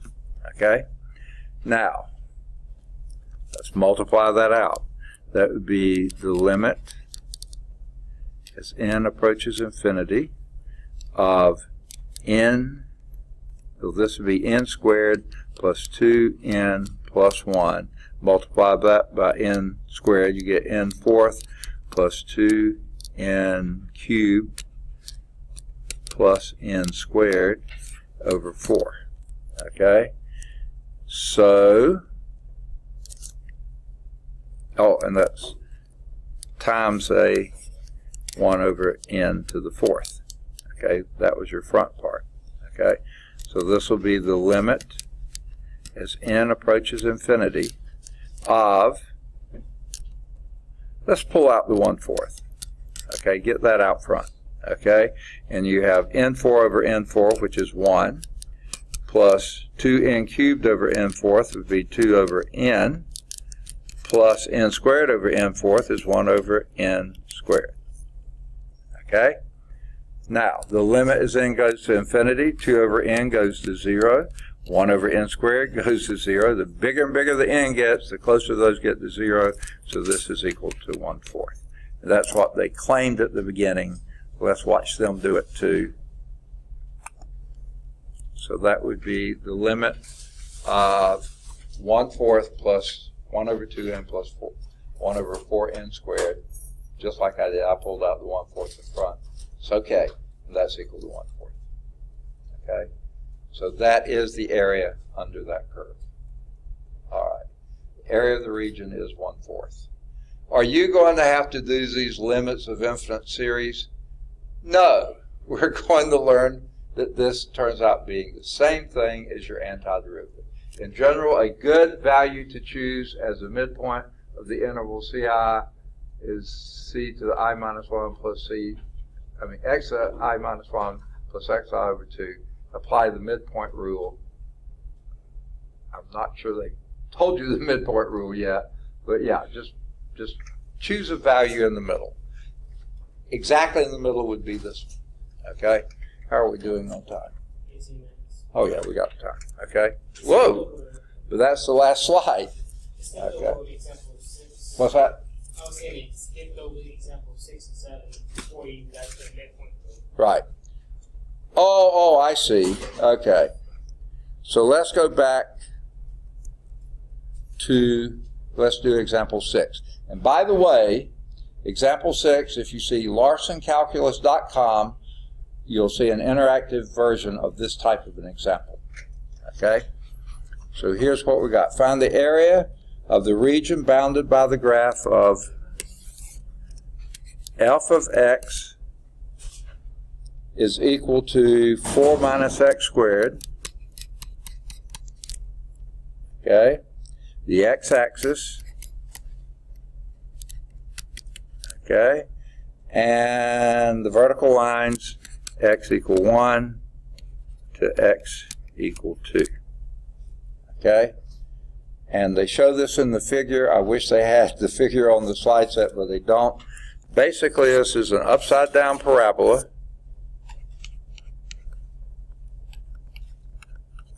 And they expand their x-axis greatly. See the, oh, not too bad. It is basically like that. It's an upside down parabola, and they're doing this from 1 to 2. So it's this area in here. Okay? So we're going to, this region here is going to be from 2 to 1. So your delta x is going to be 2 minus 1 over n, which is 1 over n. They seem to like that. Okay? Now,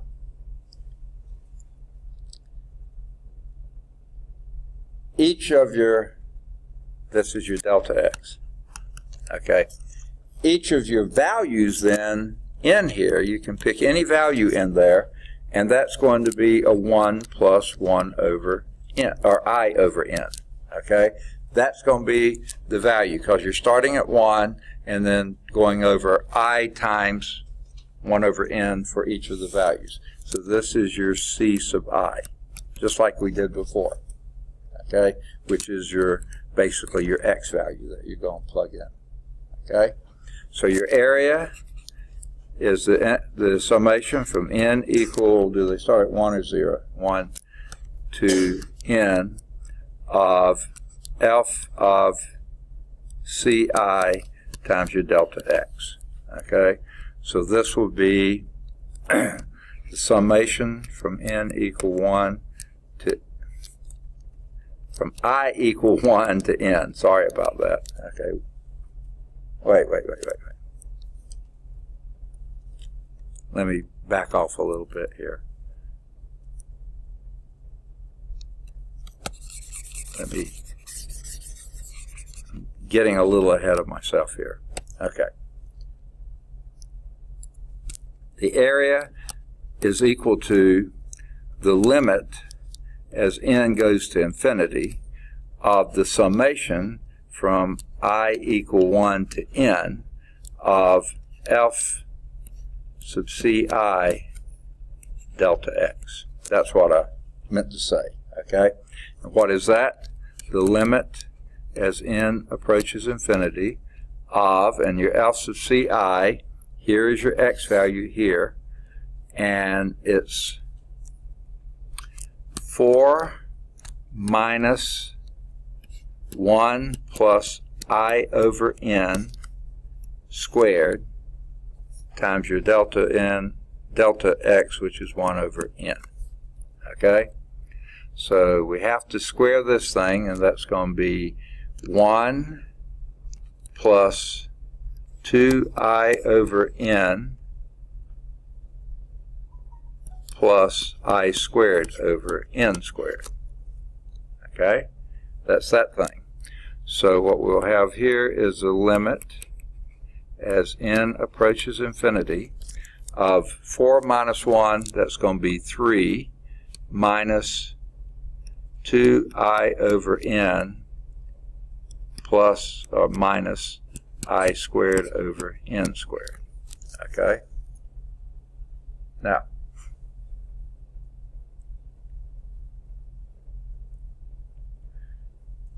the limit as that goes to infinity, that goes to 0, that goes to 0. It looks like it's 3 to me. Okay? Oh, wait.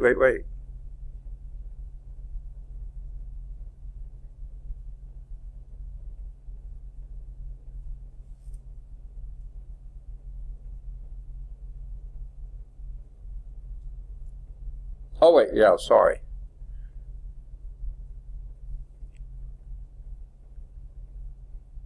All right, I got the first part of it.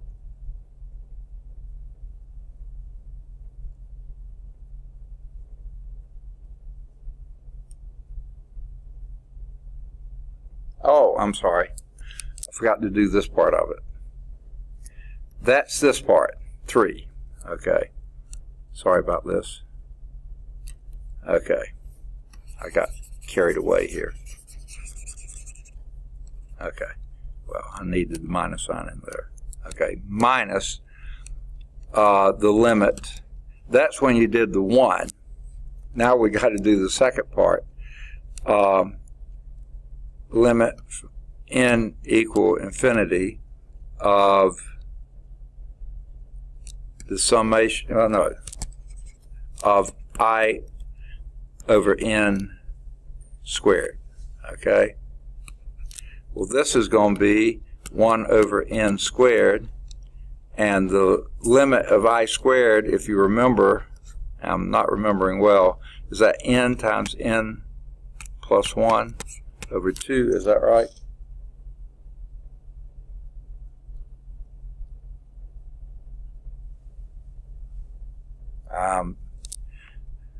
Okay, sorry about this.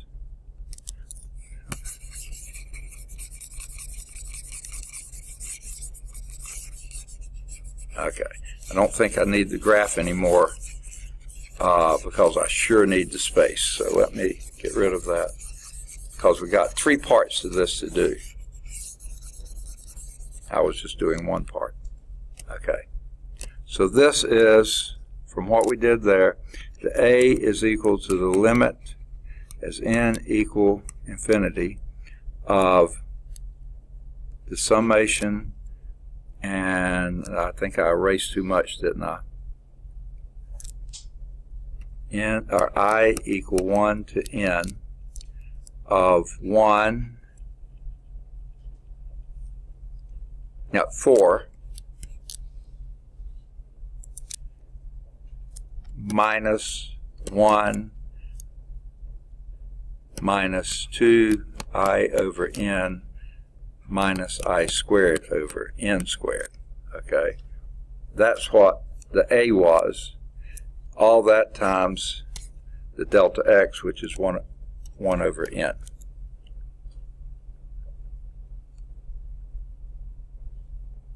Okay.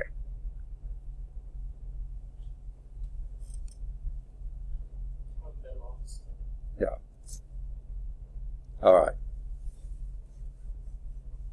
Now, they factor out the 1 over n, which I wish they've been doing overall.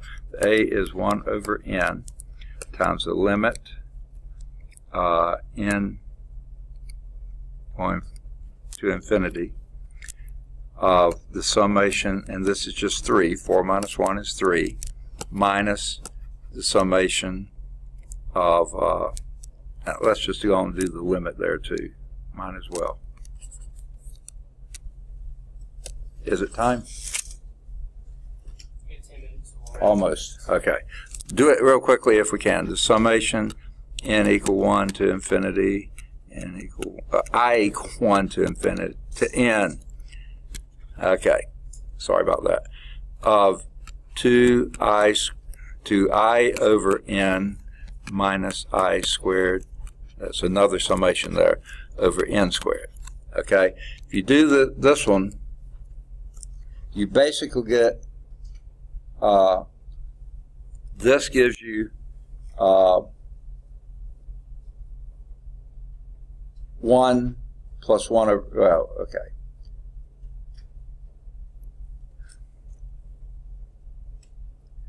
This gives you 1 plus 1 over n.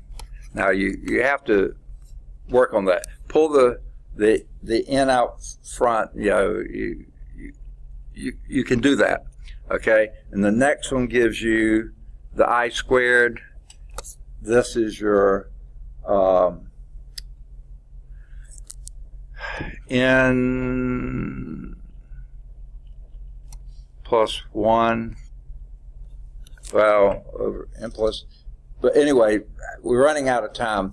When you work all these out, anything that gives you a 1 over n or anything else goes to 0, and you're left with a 3 minus 1 from here, and the next one is a minus 1/3 from there, from the last one. I didn't get to write it down because I didn't have room, and that gives you 5/3.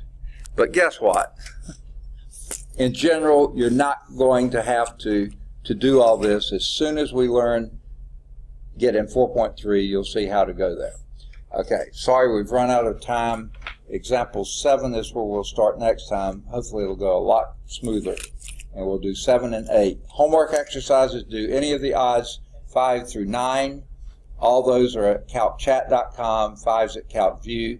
Do any of the odds 11 to 15. Those are at calcchat. 17 to 23.